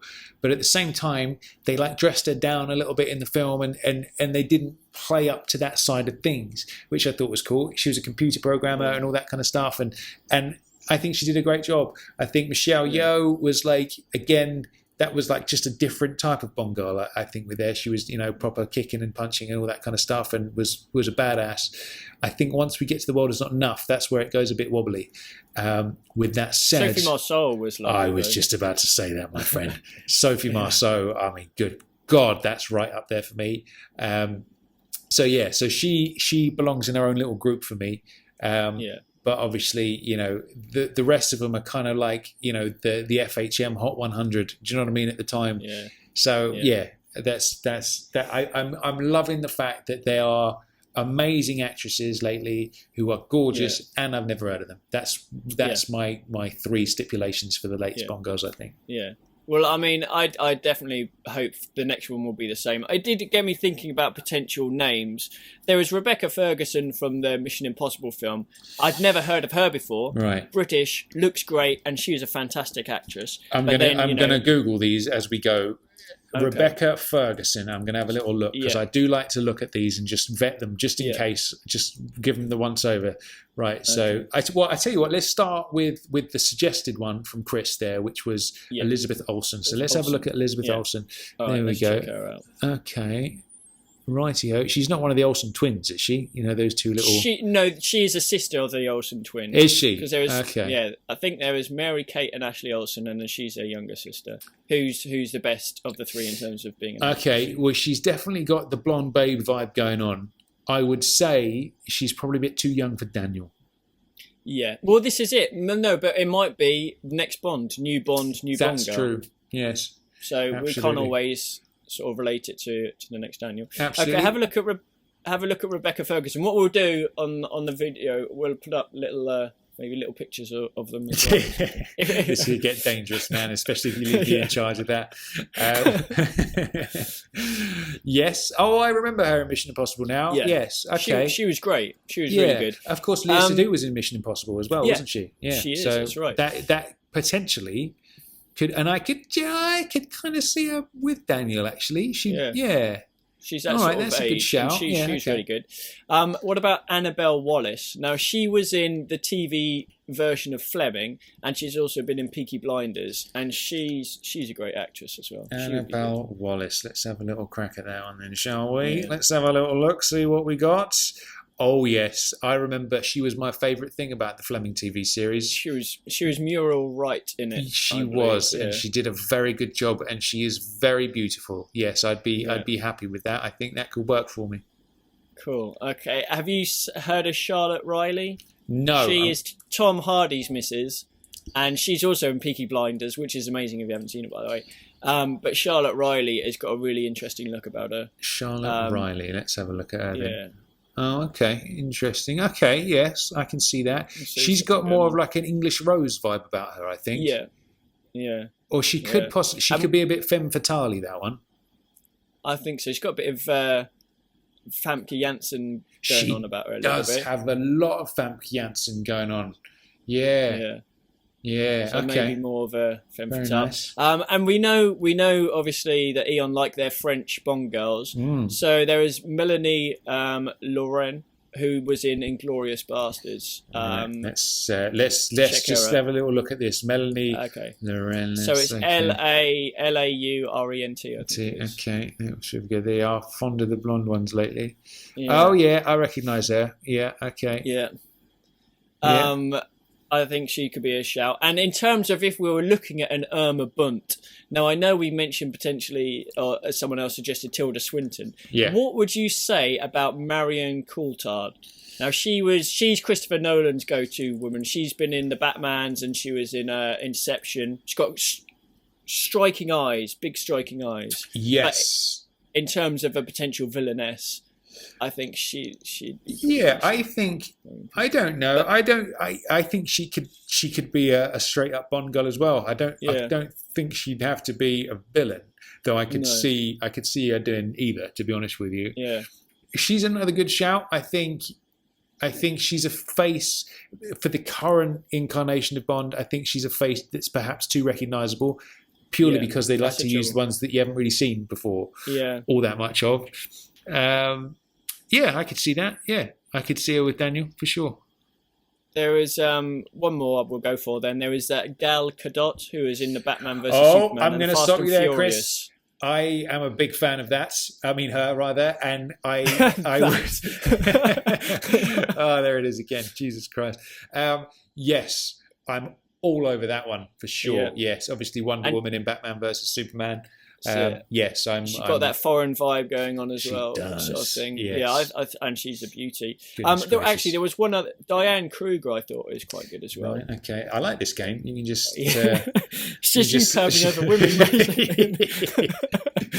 Let's have a little look over here then, shall we? Diane Kruger, right? She's a German actress. This one, very much got the sort of blonde bombshell vibe going on. Could definitely see her be a Bond girl for sure. Yes. Yeah. Yeah, cool. And she's actually, do you know what? They don't have, like the Bond girls lately, I would say with the exception of perhaps Olga and maybe Berenice, they don't have that sort of like traditional like babe look about them. Do you know what I mean? Like you look at the FHM Hot 100 ones from back in the day, and they always had that sort of like, you could see them on Beverly Hills 90210 or something, that kind of vibe. Whereas the current crop have a touch of class about them as well, don't they? Do you know what I mean? Definitely. Like they have that just sort of like, if you went to a game of polo and Prince William was there, you could imagine they would be hobnobbing around in those circles. And this lady, Diane Kruger, looks like she could belong to that sort of club, I think. Yeah, definitely. Aside from that, there are a few others, but all of them would be like two big names in terms of, not that they wouldn't want to do it, but just in terms of what Eon are looking for at the moment. Yeah. Another interesting thing is potential young Bond girls now that would be awesome. Like obviously Daisy Ridley's got a good look, but then she's obviously almost too big for Star Wars now anyway. Yeah. But you know what I mean? It's always interesting to see what potential there might be. But there's a few names throwing around. But even though I really think all of those are great actresses and they've got good looks, like you, I'm almost prefer to have someone who I've never seen before, but who is as good as the last sort of 4 main Bond girls that we've seen. Yeah, absolutely. That'd be a good shout, I think. Good stuff. So, absolutely. Good question, Chris. Okay, so the next question now, this one is a bit of a humdinger. Now, this is from Julian O'Hare, and he says, Chris and Tom, imagine that you have, for some unknown reason, been given the following mission. Swap the Bond actors so that they all take over one other's films. So the rules are as follows. Your overall objective is to ensure that the franchise is still a success. Example, if Tim replaces Sean, would the world have embraced Bond as they did with Sean? The actors' ages remain the same as when they started playing Bond. The scripts remain the same, but you may be allowed to do a little tinkering. And the actors cannot stay on or do more or less films. Example, whoever does Majesties only does that one film. So, what do we think about this? Okay, this is a good debating question.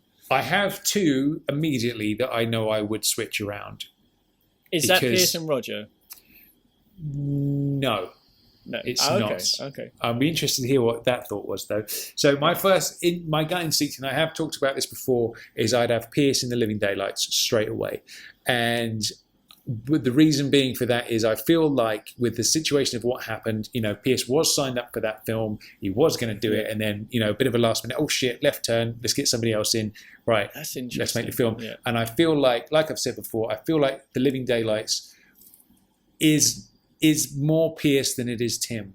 And I feel like I said before, you could put Pierce in The Living Daylights for me and he would have done. I can see him clear as day doing every single scene in that film, from the parachute intro in Gibraltar, that whole thing, to hanging off the back of the plane. I can see him in every scene, and it feels like it fits to me. Stick him in License to Kill, no way. So License to Kill is definitely Tim's film. Don't feel like he could have done that. No. We can't do that. That's not the rules. No. But that's I'm just using that as an example of why I think that. Sorry. So I feel like Pierce slots into Living Daylights perfectly, because ultimately that was going to be his film anyway. So I feel like that fits his tone and all the rest of it. So that would be my first one. No. You haven't got the rules. The rules are, if you're putting him with Living Daylights, he has to do License to Kill as well. Oh shit, that is the rule, isn't it? Yeah. Yes. Yeah, so the rule is whatever actor you're swapping, they have to do all of those films. Right. For that other actor. This is me not listening again. But you know what? Fuck it. I'm going to go for it anyway. Because I tell you why I'm going to go for it anyway. Because I feel like Pierce never got his shot at doing a real hard-edged Bond. So bollocks to it. I'm going to stick him in License to Kill, and I want to see how he does with it. There you go. I tell you what. Let's start from the ground up. So we'll go with the Connerys. Which of the other Bonds do you think should do the Connery films?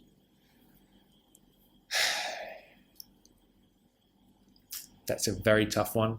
Now this is the one that opened Bond to the world. So this is the very first time they'll see Bond. Which of the others could have pulled it off? I would say that's a tricky one, because the time scales are so different. Sticking Pierce in the 60s or Daniel in the 60s is just a very odd thing to try and imagine. Dr. No. Okay, who do I see who could do that beach scene, singing a bit of Underneath the Mango Tree? Who could have done that? I think I don't. It's hard, I would isn't it? say perhaps. I don't think this, but for that method I'm using, I would feel like Daniel, purely because I can see him in the baby blue like polo shirt and I can see him on the beach. I can't see him rocking out a bit of underneath the mango tree. I can't see. I don't know. That's a tough one. I think I'm going to go with. Oh, I don't know, because then you've got Russia, you've got Goldfinger, you've got Thunderball. I'm going to go. No, actually, no. Now I've said that. Actually, based on the Spectre performance alone, I'm going to put Daniel in the Connerys because now I'm confident he can pull off the humour and the swagger, and he always had the swagger, but the balance of swagger and darkness and humour. That's what I'm going to do. What do you think? So if Craig rocked up in Dr. No and that was their very first Bond, you think it would... I think he could do it. And as well, I tell you what else as well, is I feel like Daniel has more of like a classic, timeless look to him. I feel like you could slot him into different time periods and he would kind of work. Yeah. You know what I mean? That's true. That is very true, actually. Like, for example, the teaser poster for Spectre when he's walking in the gun barrel, that to me looked like an old Hitchcock poster or something, you know? Yeah. And like that, I feel like he could exist in that time. And especially there's a lot of like throwback scenes in Spectre, like the dinner scene on the train that could have been from that period. Do you know what I mean?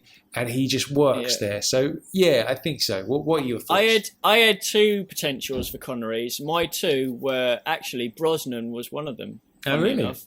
Yeah, I think he could have rocked out Dr. No. That was mainly on thinking in terms of like he had the right sort of look, I think, that could have gone back then. Yeah. But my other was Daniel, and Daniel was the stronger of the two. Yeah. So I tell you what, it was only a slight thing. So we're going to say definitely for Sean Connery's films, we're going with Daniel. Yeah. I love it how seriously you've taken this. I like the way you picked up the pen and you started noting it down to get it down on paper. I like that. That was good. It's got to be done because this is a brilliant question. I've never thought about this before. Okay, so we're on to Majesties. Now, it's one film. I had two potentials again for this. Yeah, I think I've got a couple of potentials for this. So now we've put Daniel in the Connerys. Yeah, Daniel can't do any more. Daniel was in Connery. That's it. Daniel was doing Connerys. Okay. My natural thought process on that is like he handled the Vesper thing in Casino, the sad ending, the death of the Bond girl. I think Daniel could do a good job at Majesties, but he's taken up now, so we can't use him. He is. Yeah. Okay, he would have been good at Majesties. He would have been good, but although he can't ski. But anyway, he'll learn. Bless him. Yeah. We'll get him some lessons. Okay, so Majesties. I have some thoughts on this. I think, I've got two. Okay. I've got two. I've got two. I'd say Tim or Pierce. They were the two that I had as well. Really interesting. Yeah, they were the two that I had. Now I think Tim, he's got the darker side, obviously. But could he do the love montage? Could you see them getting together and all that? I think he could do the action bit fine. There's also George is very underrated for the humour that he does, and he really pulls off the one-liners well. I think George, and I know that Pierce can do that. Yeah. And Pierce has got style and swagger. But then if you're putting Pierce in the Majesties, he can't do any of the others. Yeah. But I think Tim, I don't know. It's a tough one, isn't it? It is a tough one, and I'll tell you why. Because you've got to take them. You've got to take them out of their films, and they're not allowed to be their films anymore.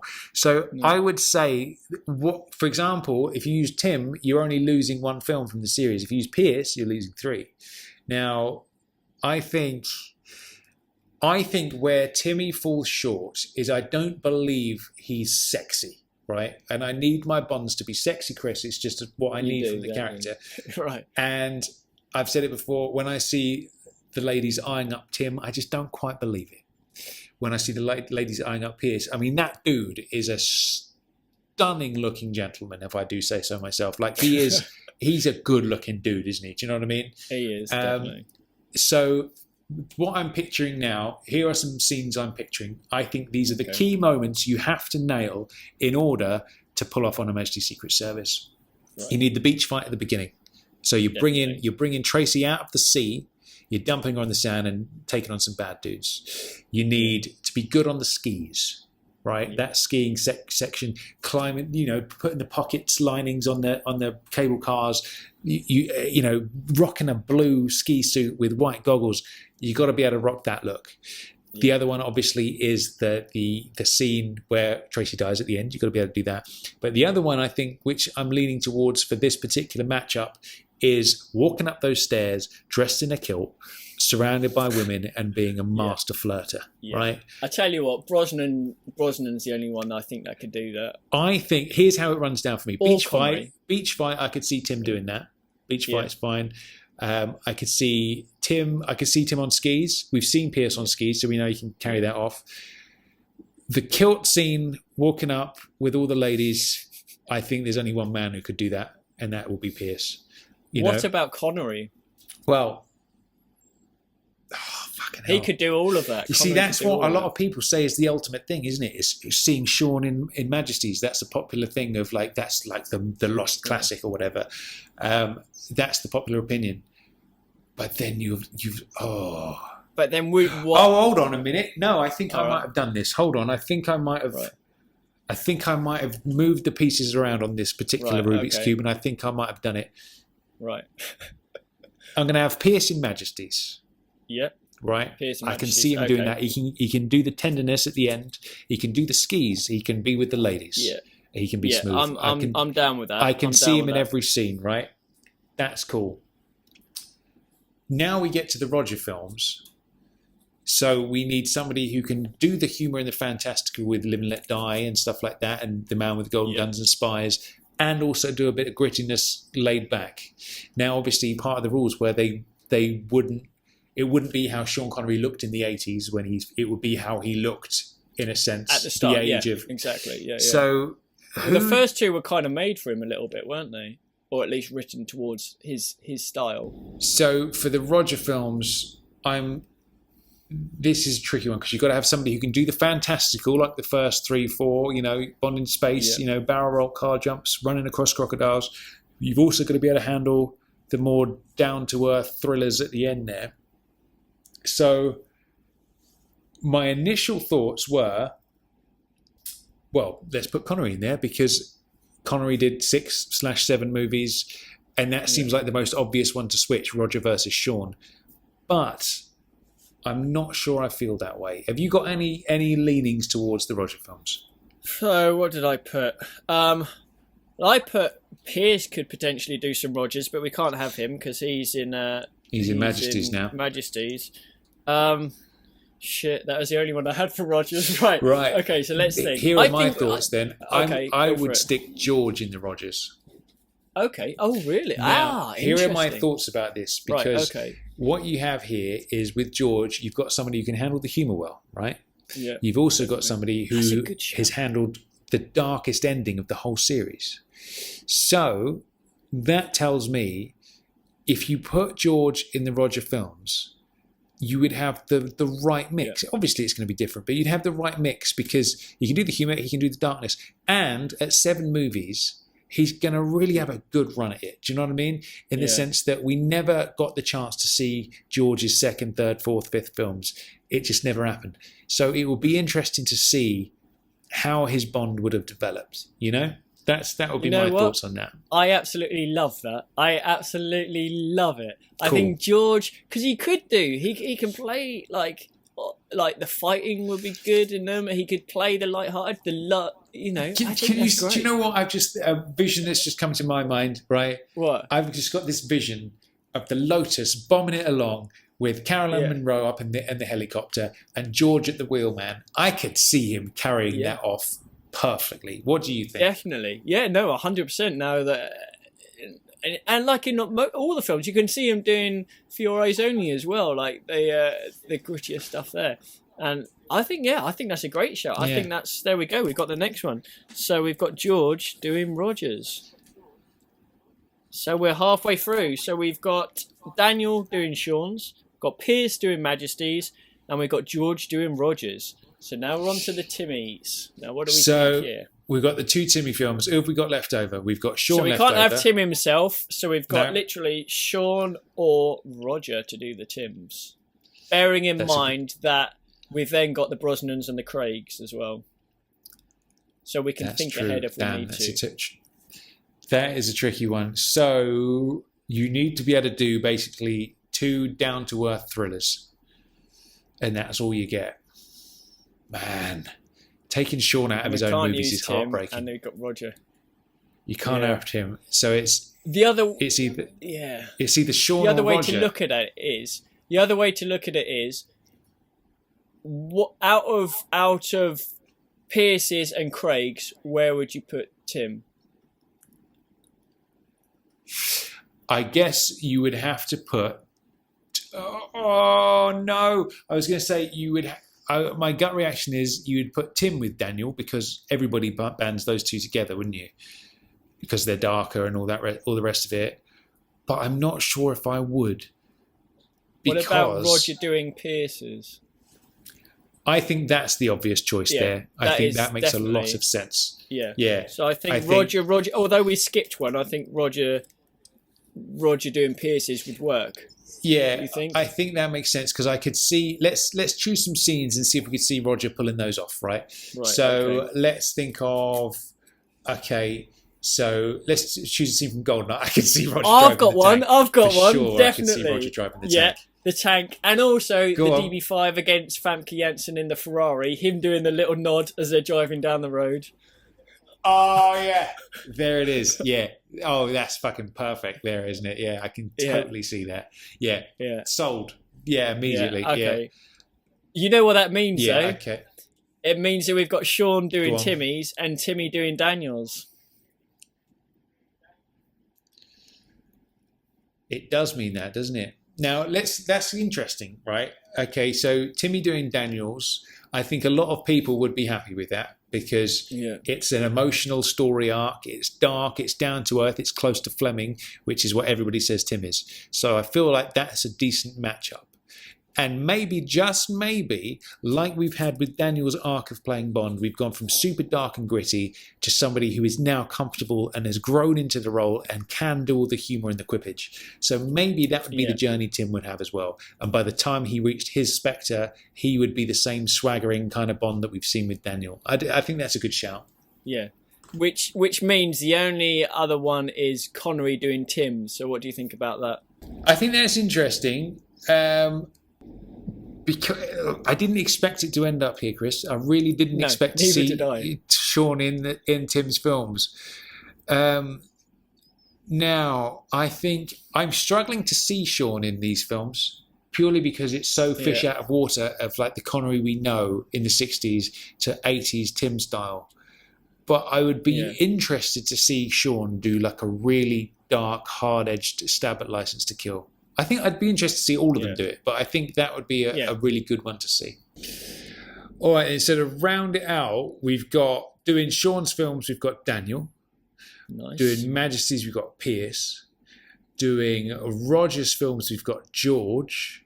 Doing Tim's films, we've got Sean. I never thought I would see that happening in a million years, but interesting to say the least. Doing Pierce's films, we've got Roger, and with that little thing of, the GoldenEye chase with Xenia, man, that matches up perfectly. Definitely. And then obviously doing Daniel's films, we've got Tim, which I feel is like a more or less even matchup there, I think.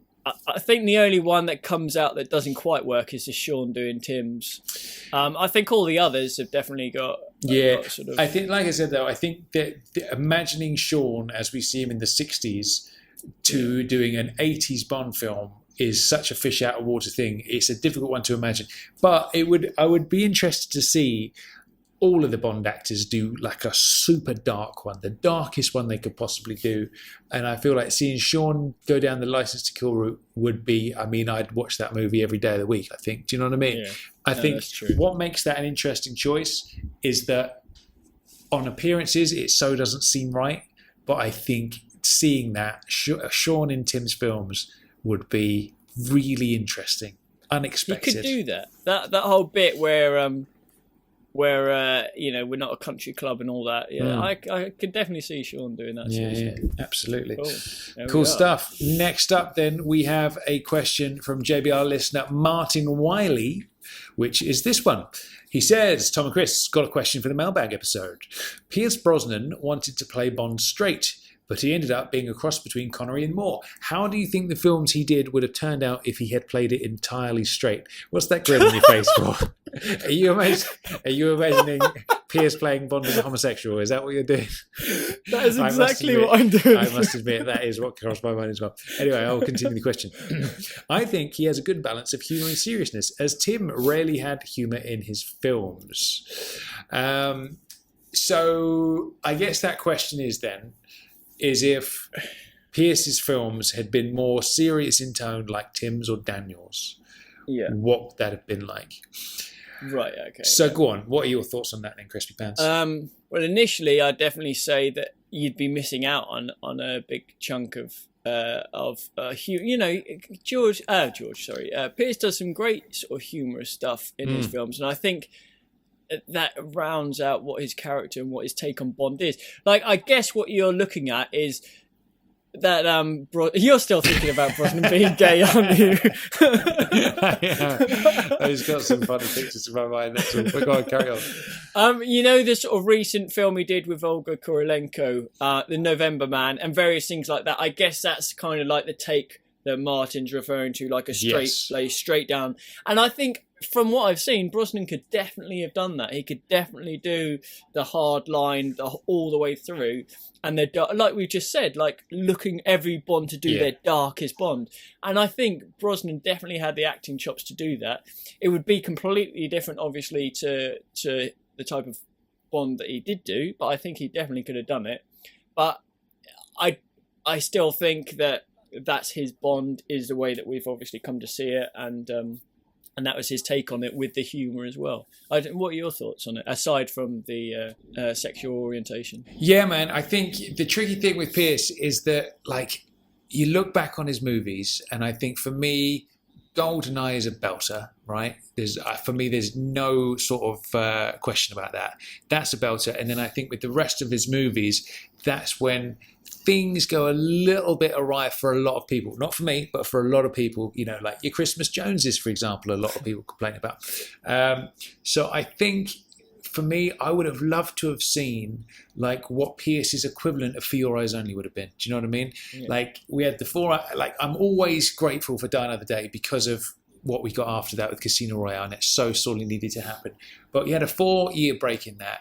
I almost wish they'd have prepared Casino Royale on the side, so we still got that film, but we just had one more in 2004, which was like Pierce's like exit from the series, and it was his like the Bond film he always wanted to make. Do you know what I mean? I think there was a lot of room for that, and like I think I think another common sort of feeling about the man is that he was sort of let down by the movies that he was in, and he never really got that chance to like showcase his kind of thing. I'm not sure if that's true or not. From where I'm standing, like GoldenEye is a belter, and then obviously there are questionable things about some of the other movies as you go forward. But man, yeah, I would have loved to have seen the dark Brosnan thriller. I reckon that's what I'm saying about it. I guess the closest would be maybe November. Did you ever see that film Matador? Was it Matador? Yes, I did. Yeah. And he was awesome in that. And you had sort of Strange and the Darker Brosnan in that film, which was quite. On the other side, you could have almost taken it the other way. Like, have you seen Mamma Mia, for example? Yeah, I'd love to have seen a bit of song and dance Brosnan in a Bond film. Bursting into song, bringing back a bit of Mango Tree, maybe that would be lovely. Yeah.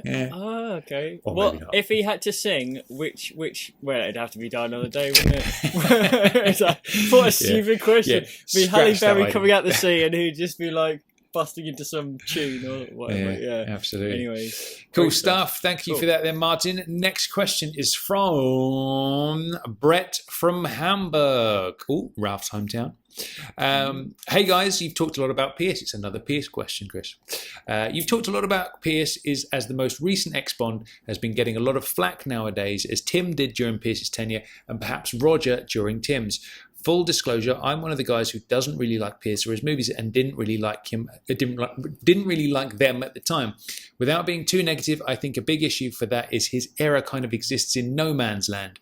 Before it, you have a 6-year break, and after it, you have a 4-year break and a reboot. There's nothing else like that in the series. His 4 films really feel totally disconnected from the rest of the series, at least for me. What are your thoughts? Anyway, keep up the great work. Ooh, a bit of Brosnan bashing coming in from Brett there. What do you think then, Chris? That's interesting. I've never heard of. Obviously, there is that gap. The big gap before and the big gap after, which there hasn't been anything like that.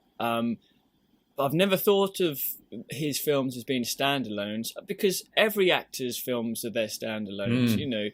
I mean, obviously you've got sort of connections, but because they're bringing their own version of Bond to the screen, then they're all going to be sort of different. I see what he means in terms of like the time, and a lot of the Brosnan films are similar in terms of, obviously we like GoldenEye and stuff, but that style is reasonably consistent with his 4 films, aren't they? Yeah. Whereas all the others go for a mix sort of thing. Do you know what? Yeah, I think with that, I would say during the Brosnan years, they really stuck to the Bond formula, didn't they? Do you know what I mean? They all kind of follow that vibe, right? And there's nothing wrong with that, provided you do it well.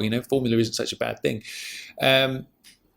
What I would say is, I think what you said there about them all standing on their own, for me, that's absolutely right, in the sense that if you look at the Connery Bonds, they all sort of follow, with the exception of Dr. No, maybe for being that sort of first one, they all have a specific vibe to them. Roger takes over in the 70s. The first 4 films, I would say, have a very specific vibe to them, different from the 60s. The last 3, again, have another different vibe to them. And I just think that's a product of the times in which they were made. And, Brosnan's movies do look very 90s. And that's, because they were made in the 90s. Sean's look very 60s, As opposed to, I suppose it's interesting with the big breaks, because like he says, there's no other sort of movies like that where there's been such a big break either side of an actor. But for me, it doesn't make them stand on their own, disconnected from the series. What I would say is the one Bond film I would say that does feel, for me, disconnected from the series is License to Kill. And I mean that in the sense that with the way it looks on the screen, to me, that looks different to all the other Bonds, even different to Living Daylights. I feel like Living Daylights has a similar look and feel to Roger's last 2 or 3 films. That sort of, darker 80s kind of sort of edge. And then License to Kill, for me, feels like a lot of other movies from that era. Like we've said it before, like the Lethal Weapon films, for example. That one looks like a different sort of 80s action movie, like you'd see in the movies compared to the others. Yeah. And I would say, like the Brosnan movies, GoldenEye removed, they have a very sort of 90s action movie flavour to them as well. So I don't know, I just think it's like the production value of the times and all that kind of stuff. I don't know, what do you reckon about that sort of angle? About the disconnection, I can see obviously where he's coming from, but I just think it doesn't, to me, they don't seem disconnected to the others. It's just a case of that's just like you said, the 90s Bond, and that's kind of what we got, and that's always what I'll think about them. I guess also the fact that he's not 100% keen on them, that does kind of then make them stand out on their own. Yeah. If for instance you hated all the Daniels, you'd be like, well, they're nothing like the other Bonds. And there are a lot of people that say that, don't they? I've seen many people on Facebook saying things along the lines of, I'm not going to go and see Bond again until they've got a new actor and they start making proper Bonds again. Do you know what I mean? So I think it's all down to taste at the end of the day, isn't it? I think it's just what you like and what you don't like. I think I don't think it's down to the actor, because for me something like Majesty's totally different to Sean, but the tone of the film still slots in with those first movies that Sean was in. Do you know what I mean? It feels like that era still. It feels like that style of film. So yeah, interesting question. Interesting question, though. Absolutely good stuff. Next up, we have a question. Next up. Sorry, I'm a spaz. I forgot. Right, go on in when you're ready. Right. Okay, so next question we have is from Michael Kerwin. Now, this one is a really good one. I like this. He says, "Hello, Chris and Tom. I just listened to your latest podcast interviewing Alan Tompkins, and I have to say it was amazing. The films he worked on are incredible, and I love listening to his story. Now, my question is that I'm going to introduce my girlfriend to Bond, but she's very reluctant to watch them, especially Daniels, as she hates him. So first, have you ever had to introduce Bond to a missus before, and how did they feel about it? And secondly, how would you suggest introducing it to them? Show them the best one? Show them in order? How would you do it? Anyway, guys, congratulations on nearly getting to 100 episodes and many more to come. Thanks, guys. Bye." So there we are. Well, I mean, you've perfectly placed to answer that with your current missus. How did you my get her current into missus, Bond? before I trade her in, she'll love to hear her refer to herself as that. My current one, just in case I trade her in. Yes, no, this is a good question. Absolutely. And funnily enough, this reflects on what we were just talking about. She hates Daniel for some reason. Yeah. Now, my initial reaction would be to say, okay, here's what you do, right? Is you very carefully select your first movie, because girls can be tricky, right? They can be tricky. And for example, I know a lot of girls who are like, I'm not watching Star Wars. I don't like space stuff. Do you know what I mean? And it's like, well, I can see why they might think that, because they're probably comparing it to, I don't know, Star Trek Deep Space Nine or something, which all the geeks at school would have watched, and they think that's the same thing. So I would imagine what you've got to do is you've got to dance around the geeky aspect of what she might sort of look, the sort of lens that she looks at Bond through is all geeks like that or whatever, right? Now, what you need to do is you need to appeal to the lady's sensibility. And do you know how you do that, Chris?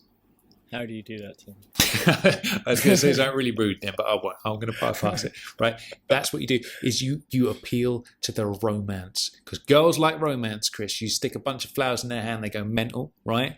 So that's what you must do. I would say start physically off with, mental. They go physically mental, yeah. I would start her off with On Her Majesty's Secret Service. That's what I'd do. Interesting, right? Okay, On Her Majesty's. Now, my take on this was, if she doesn't like the Daniels, then the grittier things, License to Kill is probably one to avoid. I think it's hard. I remember with my last missus, the first one we watched or introduced her to was Casino Royale, and I think, that's if she doesn't mind Daniel, I think that's a really good one, because it's almost like a first Bond, and it's probably the best Bond, or one of the best Bonds at least out there. So I think that is a good one. But in this scenario, without the Daniels, I think you can't introduce her to anything too fantastical. I think Stick It On Moonraker is probably a bit of a no-go. Yeah. A bit of a no-go. All equally, I think anything too straight-laced, like From Russia, will probably be a bit dodgy. I think anything, and I know we can understand that Dr. No and From Russia, they were the first few. They're obviously older. There's less production value. So. But, other people watching it for the first time might not get that. They're used to the modern movie. So I think it can't be too old looking. Having said that, the one that came to mind for me was potentially Goldfinger. Just because it's got quite a nice mix of, Connery is looking good. The girls are like that. You've got, great villain. So many iconic scenes. Nice bit of humour in there. The only issue with that potentially is there's a bit of man talk, slap the arse, and all that, and there's a lot of stuff like that you'd probably have to try and skip past. So I think Goldfinger's a potential, but Majesty's is probably a good shout. Although the Angels of Death and the brainwashing thing, that's where you get some people laughing and running out the room. So yeah, that is a tricky one. I guess it all comes down to her sort of personality, because you could make the argument for, okay, let's go for a film that Bond is particularly appealing to the ladies in, picking Sean Connery at the absolute height of his powers would probably be a good move there. I think you're absolutely right. Initially, I would have thought Daniel coming out the sea, with his rippling six-pack would have been the way to go. But if she doesn't like him, then obviously we'll skirt around that a little bit. So I think that's my prescription. Try with Majesty, see if the romance kind of ticks her boxes, and then maybe Goldfinger as well. I would say you can't go wrong with either of those two. Yeah, and I'd say as a third choice potentially GoldenEye maybe. It's a good one. Pierce is a very good-looking man. Phil. Yeah. Pierce is looking good. I think those are the three. I think Majesty's, Goldfinger, and GoldenEye. Those are the three that potentially could be worth starting with. Yeah, absolutely. But I'm liking this. So what we want to do is basically hear how it goes, Michael. So once you've swooned your lady and got her into watching a Bond, let us know how it goes. Damn right, absolutely. And what one you choose. And if she's still not on board after that, I would take a leaf out of Sean Connery's book, as he famously said, "There's nothing wrong with giving a woman a little slap around the face if she really deserves it." So if she doesn't like either Majesty's or Goldfinger, feel free to take a leaf out of Connery's book there. What do you think about that? Definitely, yeah, without a doubt. That was obviously a joke before anybody writes in and gets the podcast taken off the internet. Do you know what? That's actually just brought a question to mind that I have for you, Chris, which I've been meaning to ask for a while. Now, my old mum, God rest her soul, she had some very definite feelings about all the different Bond actors. So I'm going to lay those on you in a minute. But I was curious about, because you're such a Bond freak, what your mum thinks about Bond and if she has any involvement in it whatsoever or any opinions. Interesting, yeah. Like I watched Majesty's over at Christmas, and she watched that and she enjoyed that. I tend to watch a Bond whenever I'm home, and obviously she knows that I'm well into it and stuff. I know she was, out of the classics, she was definitely more of a fan of Sean, and she wasn't a fan of Roger's cheesiness, smarminess. Okay. His sort of, she found that really difficult to cope with. But ever since she's seen interviews with him and heard about the UNICEF thing and seen what a bloody nice guy he is, she's now more open to watching a Roger Moore film because she knows that he's just such a top dude. Right. Okay. So that's kind of definitely what I remember with. Interesting. All right, cool stuff. Yeah, and she likes Craig as well. Yeah. All right. So back in the day, I would, obviously, I did one of those things when I was probably, I must have been 11 or 12, one of those VHS video club things where I'd buy one video, they'd send you through the post every month, and then until you built up your Bond collection. So that's what I'd do. So every time one would arrive, I'd watch it, and I'd obviously quiz my mum about what she thought about it. And she had very definite opinions about all of them. So, for example, Sean... He was the best by far. That was always like, Sean, you can't beat Sean, he's the ultimate. I'd say, what do you think of George? Oh, no. That was always the answer. Oh, no, don't like him, right, for whatever reason. Next up, Roger. Oh, no, he's too smooth. He's too smooth for me. I don't like him, right? Yeah. Then it came to Tim, and you'd get these answers every time. With Tim, it would be, oh, no, he looks like a puppet. I don't like him, right? He looks like a puppet. He looks like a puppet. Pierce, I love Pierce. He's lovely. Always a big fan of Pierce. Daniel was... he's not really much of a gentleman, is he? So that's an interesting peer into the female psyche, isn't it? With Bond? Yeah. That is true. See, and I love the accent. That's almost Little Britain-esque. There it is. So it was all about Sean and Pierce. Yeah. The rest of them, not too keen on, No, I mean, Mum was definitely a Sean fan, or she still is, would say Sean over the others. Growing appreciation for Roger. I think Pierce and Daniel both... more the film, I know she likes the Daniel films rather than, I haven't actually asked her so much directly about the actors. So maybe that's what I'll do next time I see her. I'll say, Mum, hi, nice to see you. By the way, what do you think of Sean, Roger, George, Tim, Pierce? Sounds good. And do all that straight away. Record it on your phone or whatever, and we'll play it back on the show. That'll be an interesting insight. Good stuff. If she's game for that, then I'll cool. do it. Sounds good. Next up then, we have a question from, this is a Twitter person, so we don't actually have the name, but it's at V511 on Twitter, who says, the game Shag, Marry, Snog? So I have two questions. A, which Bond girls would you pick? And B, if you were batting for the other team, which Bond would you pick for the three categories? Interesting. I'll leave you go first. Shall I go first with that? Now, I've got to be very careful with this, Chris, because we've had some Bond girls on the show. I dare say we'll have some Bond girls on the show in the future. So I don't want to have something sort of on record of me getting a little bit overexcited if one day we are interviewing that person. Do you know what I mean? I'm going to feel a little bit awkward. So I'm going to make my answer gentlemanly, I suppose, is the way to put possible? it. I'm not sure if it is. So I'm going to start with Shag on that note. My answer is all of them. Okay, that's great. All of them. Yeah. There isn't one. Even Mayday. There isn't one I would avoid. For me, Club. Well, Bond, or are we talking about main Bond? I would say your main Bond girls. I reckon. The one that either dies halfway through or the one he ends up on a boat with at the end. I would say all of them. Even with Mayday, there's a certain part of me that's sort of struggles to understand what that would be like. I would imagine that would be quite a unique you would be experience. struggling. She would basically be forcing you onto your back. Totally, basically. yeah. And I'm curious to see what that experience would be like, because I think it would be unlike any other. And for that reason alone, I'd be up for that. But yeah, all of them. Okay. In terms of marry, I suppose. Well, I do have several choices, but. So my big three in the recent years would be Electra King, would be Olga, and Berenice. Yeah. But I think in terms of...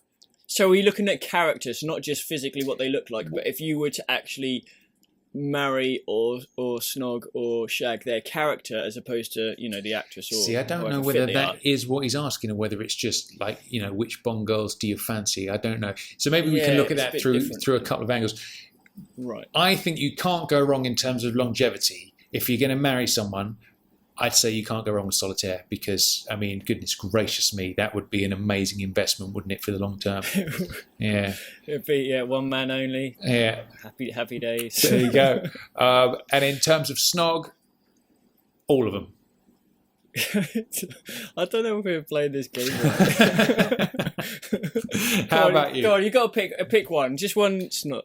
Right, you're out in a nightclub, suddenly there she is. Dude. Boom. I would be immobilized by the paradox of choice. How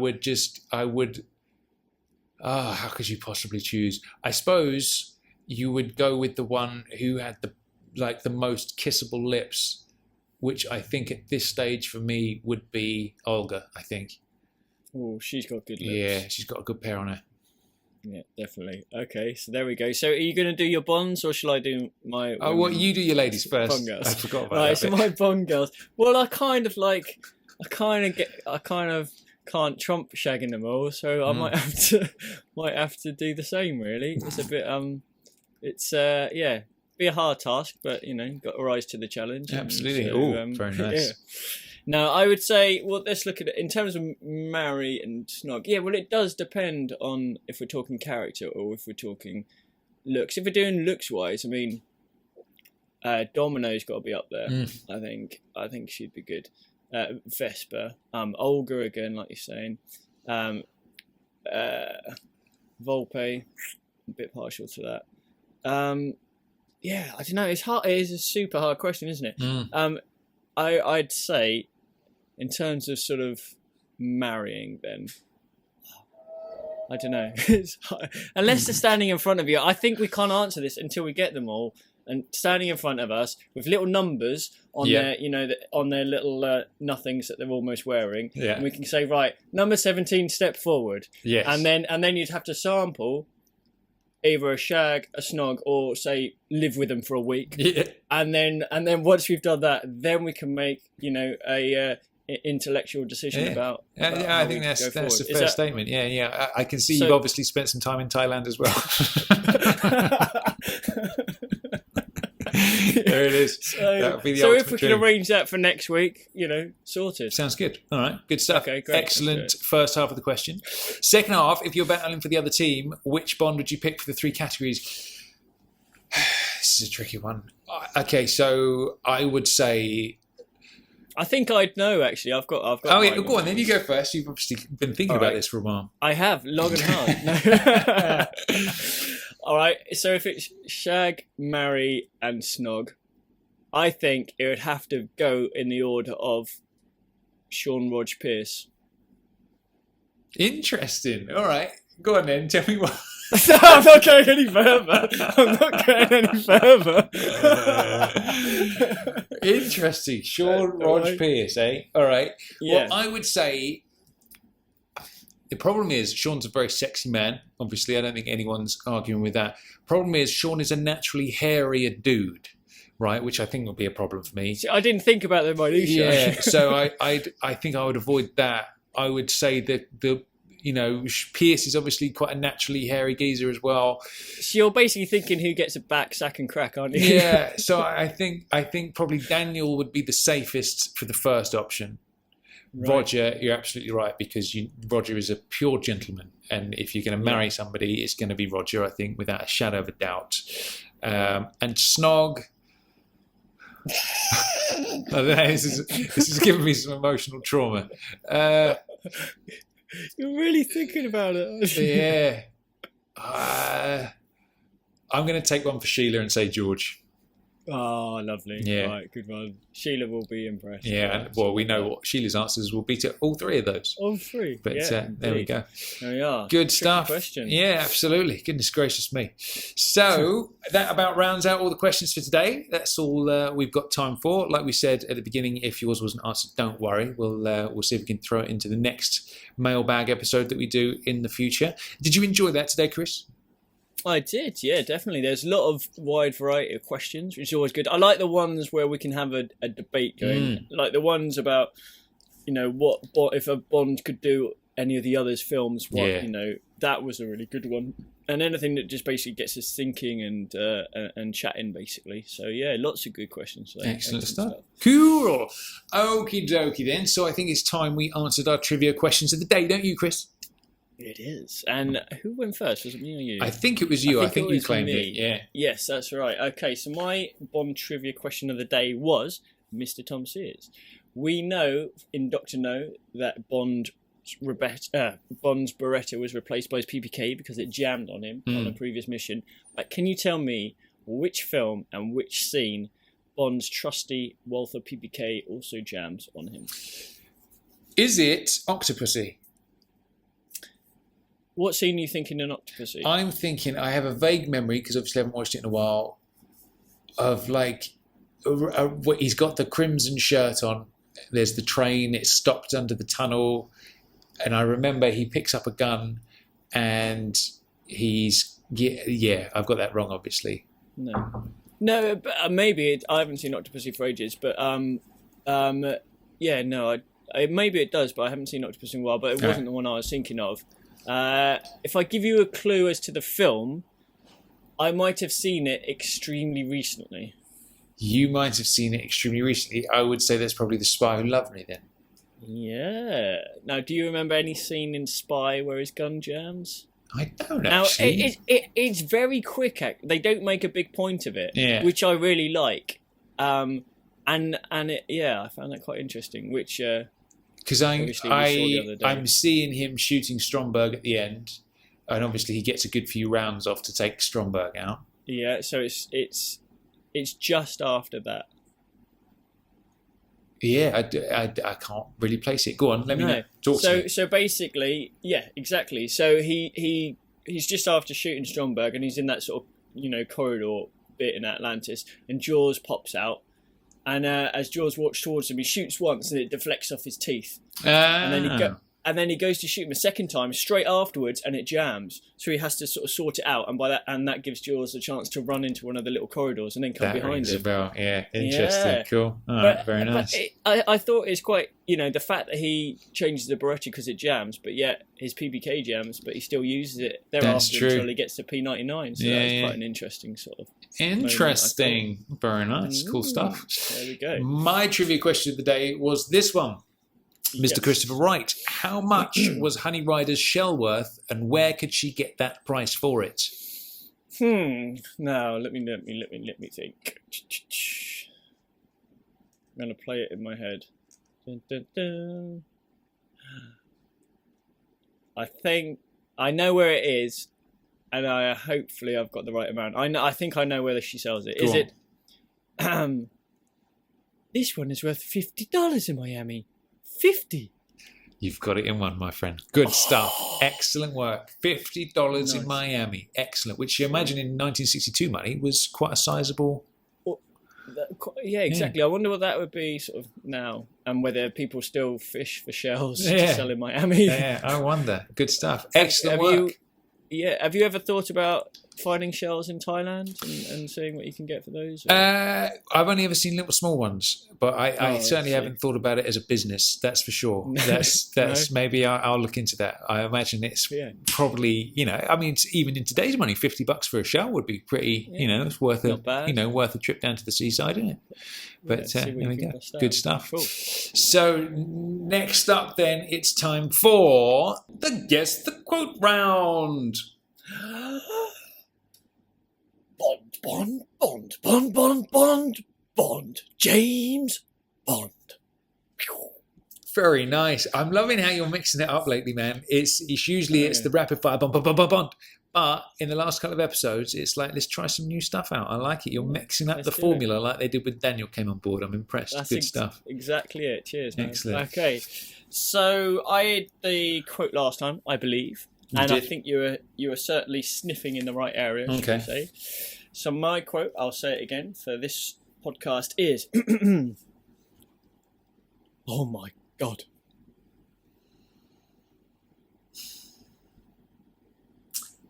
Okay, now I've got a couple of things that spring to mind. Okay. Is it a Roger film? It is a Roger. Well, actually, that doesn't help me any because All right. because the ideas I had were in fact they're actually both the same Roger film, so that doesn't. Okay. All right. So all right, that did help. Is it The Spy Who Loved Me? Yes, it is. Okay, so there's two things I'm thinking of. One of them, I'm not sure if I'm even remembering the scene correctly, but one possibility is when Jaws is tailing the dude at the pyramids show, and there's that sort of bit where he runs into the room with the sort of jail doors type thing just before Jaws bites his neck, and I feel like he turns around and says, "Oh my God." At some point, am I in? It's not. No, it's quite a bit before that. Quite a bit before that. Okay, so then that is it. So is it where? Okay, it's before because I thought it could be possibly a couple of points. Is it where the submarine dude looks through the periscope and sees the Liparis swallowing up the little submarine? On the money, there Sweet. we are. Good stuff. Nice one. Yeah. So it's the captain of the HMS Ranger. Basically, it's from the pre-titles. So you know the guy wanders down where they're playing chess and the coffee or the tea. Everything starts wobbling. Why is everything wobbling? Yeah. Yeah. and then obviously he brings up the periscope. Oh my God. Very and there nice. it is, the Liparis. Beautiful. Excellent stuff, Tom. Well, that pays tribute to your performance, Chris, because that was obviously a good one. Good stuff. No. Next up, then, I have a quote for you. Are you ready for it? Are you prepared? I am. I'm looking forward to it. So my quote of the day is, "Oh, please, James, put it away."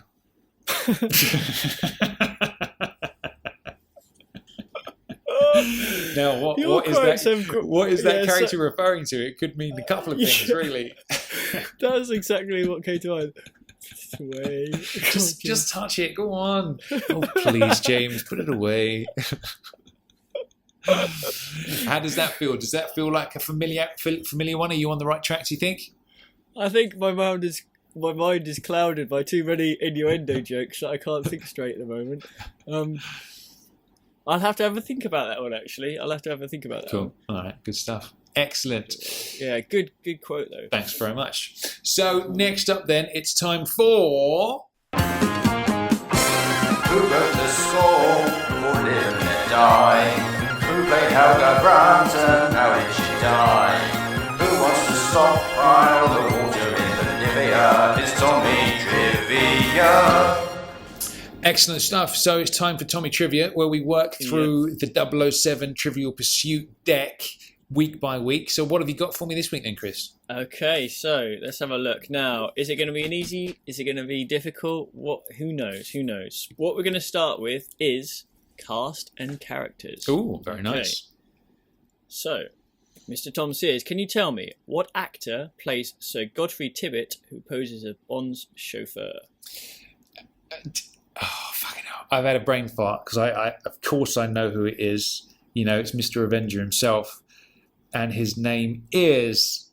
Oh, God. Godfrey Tibbet is played by... Would you like the initials? Yes, please, because I'll get it. PM. Oh, man. I've just completely disgraced myself. Think Irish. Paddy McGuinness. Yeah. Close enough, close. Oh, man, you're going to have to give it to me. Sorry, I've had a brain fart. I know That's the all right. dude, of course I do, but I just can't. It's just left my head. Patrick McNee. Of course it is. Yeah, I was nearly there with McGuinness. Yeah. Late one. Yeah, you My were. It dickhead, was close. But these are tricky ones when they're on the spot as well, aren't they? So the question for the films: what does Bond discover about Dr. Goodhead when he visits her hotel room in Venice? She's a woman. I bet he discovers that. Right? Aside from that she works for the CIA. Indeed. Excellent stuff. Ding, ding. Okay, question about vehicles. Which ship does Carver's stealth craft sink using the CVAC drill? The HMS Devonshire. Yes, Tommy. Yeah, Thanks very I'm much. happy with that. I remember there's like 3 HMSs in that film, but yeah, nailed it first time. Excellent stuff. Question about gadgets and weapons. What does Bond give Green when he is abandoned in the desert? So what does he give to Dominic Green? Can of oil. Yeah, can of motor oil. You're back in the track now. Locations question. In what city does Shady Tree perform? That would be where I've been recently, Las Vegas. Ding ding. Excellent. And finally, who won an Oscar for the title song? I could tell you the title, but you probably don't need it. No, go on, please. Do let me know, just in case I get it wrong. Skyfall. Gee, that's a tough one. That would be Adele. It would indeed. And do you know her writer, the song's writer, co-writer, the song? Do you know what I do usually? For an extra bonus mark. Again, man, I'm not. You'd recognise his name. Yeah, I do know Paul Epworth. That's it. You got it. Yeah, good Paul stuff. Epworth, Yeah. there we are. Excellent. So Very nice. you did very well on those. Brilliant stuff. Do you know what it is? I think with Trivial Pursuit, you have sort of a set of questions. Obviously, with a themed Trivial Pursuit like that, you have a set of questions for fans of a specific thing. Obviously, in this case, Bond. And I think you will. It's like the Scene It game, which I'm sure you've played. Like, you pretty much know the answers to all the questions in the deck. But if they catch you at the wrong moment and you just have a brain fart, that's where you fall apart. But what would be interesting is I wonder if there's like a Bond quiz book or something, or a game or something that's like really targeted at the hardcore, that's really tough. You know, like our Christmas quizzes and stuff, we purposefully put some real stinkers in there to catch people out. I wonder if there's like a really solid James Bond quiz book for the Uber fans, you know? But I guess the majority of people, if they're trying to make sales, everyone will go, well, this is too hard, sort of thing. And probably wouldn't buy it. But yeah, no, that would be pretty cool to have something like that. Absolutely. The other thing, what was the app game, the Bond quiz app? Was it Bond quiz that app? That wasn't specific to Bond, but that's the Quiz Up app. I need to get back into that actually. But yeah, the Quiz Up app on your phone is brilliant, but there's all sorts of different categories, and you can just choose Bond, and just like you have rankings for all the different subjects. So if you go on to Quiz Up and just type in James Bond as the category, you'll get a shit ton of Bond questions on there. Some of them are tricky, some of them are easy. But the thing about that is there's like a ticking clock, and you get more points the quicker you answer it. So where that sometimes catches you out is you're so quick to respond that you tap the wrong thing, or you know what I mean, or you just haven't read the question properly and you get the wrong one. And there's a whole like leaderboard and everything on there. So yeah, if you're, I'm going to reinstall Quiz Up on my phone because I got a new phone recently. I'll have to give it a go because I haven't done it before. But I know James Blundell, he got up to number 10. I know he'd been working hard on it, and he got up to number 10 in the UK, which is pretty impressive. Nice. I know you got right up there, didn't you, at one point? I did when I first started. Yeah, I got right up there. I can't remember exactly where I got to, but I put in a good few hours of just constant quizzage. Toilet time, was it? Or? Yeah, totally. So I put in a lot of time, but I'm going to reinstall it on my phone, and any of the listeners come and challenge me on there. I'm just under my name. Challenge me, and if you do yours, Chris, we can challenge each other and see. You'll kick my ass. I know you will, but we'll see how it goes. All right, sounds good. Cool. Excellent. So next up, it's time for...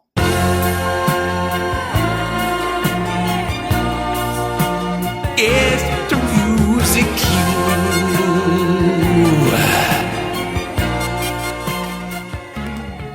There we go. It's time for Guess the Music Cue. So should we have a listen to last week's music cue and see what we had? Let's have a listen. I know you were very, very confident on this last time, so let's have a listen and remind everyone. Let's do it.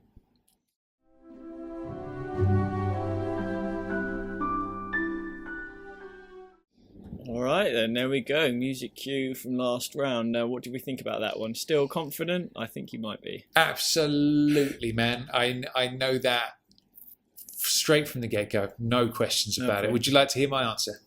I would, yes, please. So we're looking at some David Arnold. We are, indeed. We're looking at some Daniel Craig in his first outing. And we're also looking at Daniel Craig the first time he dons the dicky bow and the dinner jacket in front of the mirror. Excellent stuff, Tom. Right on it. From the get-go, you were there, man. I knew. I tell you what, man, that for me is one. I remember being in the cinema for the very first time. Still, I wasn't sure what to make of this film. Do you know what I mean? Because it was so different, like I've often said. And I remember sitting in the cinema and just hearing that bass line of the Bond music kicking in as he's checking himself out in the mirror. And I just had the biggest fucking grin on my face. It was, what a magical moment. I loved it. So good. I was actually going to use the moment just after that where the Bond theme actually kicks in proper, but that would have been even easier. So now we get to that one. But yeah, excellent stuff. Okay, so we've got a new quote for this podcast. Now, this one, beg your pardon. Yeah, got a new music cue for this podcast. And I think this one you'll probably get quite easily, but we'll see. But it is a cracker. So should we have a listen? Yeah, let's do it.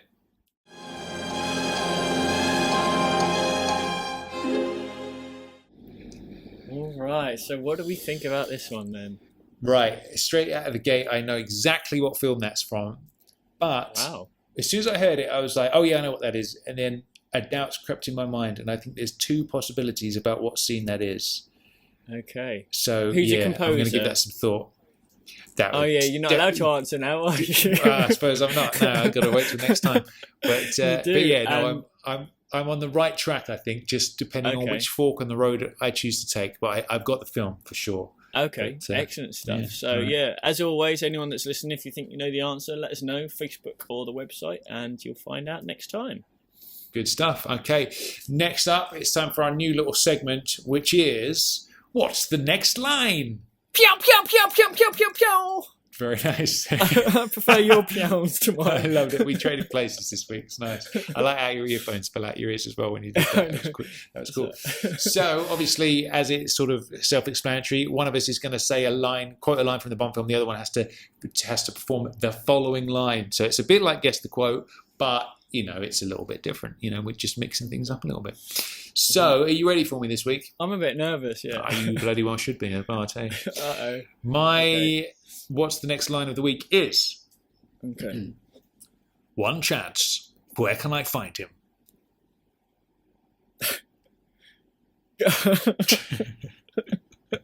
That's so good. I think when we play this, what we need to do is we'll do the line once. Yeah. And then we'll do the line again, and the second time the other person has to follow on. All right. Okay. Cool. So you want it a second time? Yes, please. Yeah. One chance. Where can I find him? Taylor! Oh, that was such a good guess, but it's not right. Oh, no. What one is it? Okay, so let's try it one more time. Okay. So if I could give you a little hint that perhaps he might already be in Cairo. Oh, yeah. Oh, yeah. Oh, So okay. that Yeah, might help go you. for So it. let's try one more time. Here you go. All It's right. now or Yeah, never, go Chris. on then. I'll be game one more time. One chance. Where can I find him? Marie! No. Go on, keep going. Oh. Go on, you I can do haven't it. got You've anything got it. apart from Marie. Have I? Yeah. Do you want to hear the full quote? Yeah, go on then. It's Marie, ask Marie. Oh, there we There go. it is. Ask Marie. Cool. Yeah. But you got that, man. No, I don't think I did because first of all I got it wrong, and then secondly I didn't finish it properly anyway.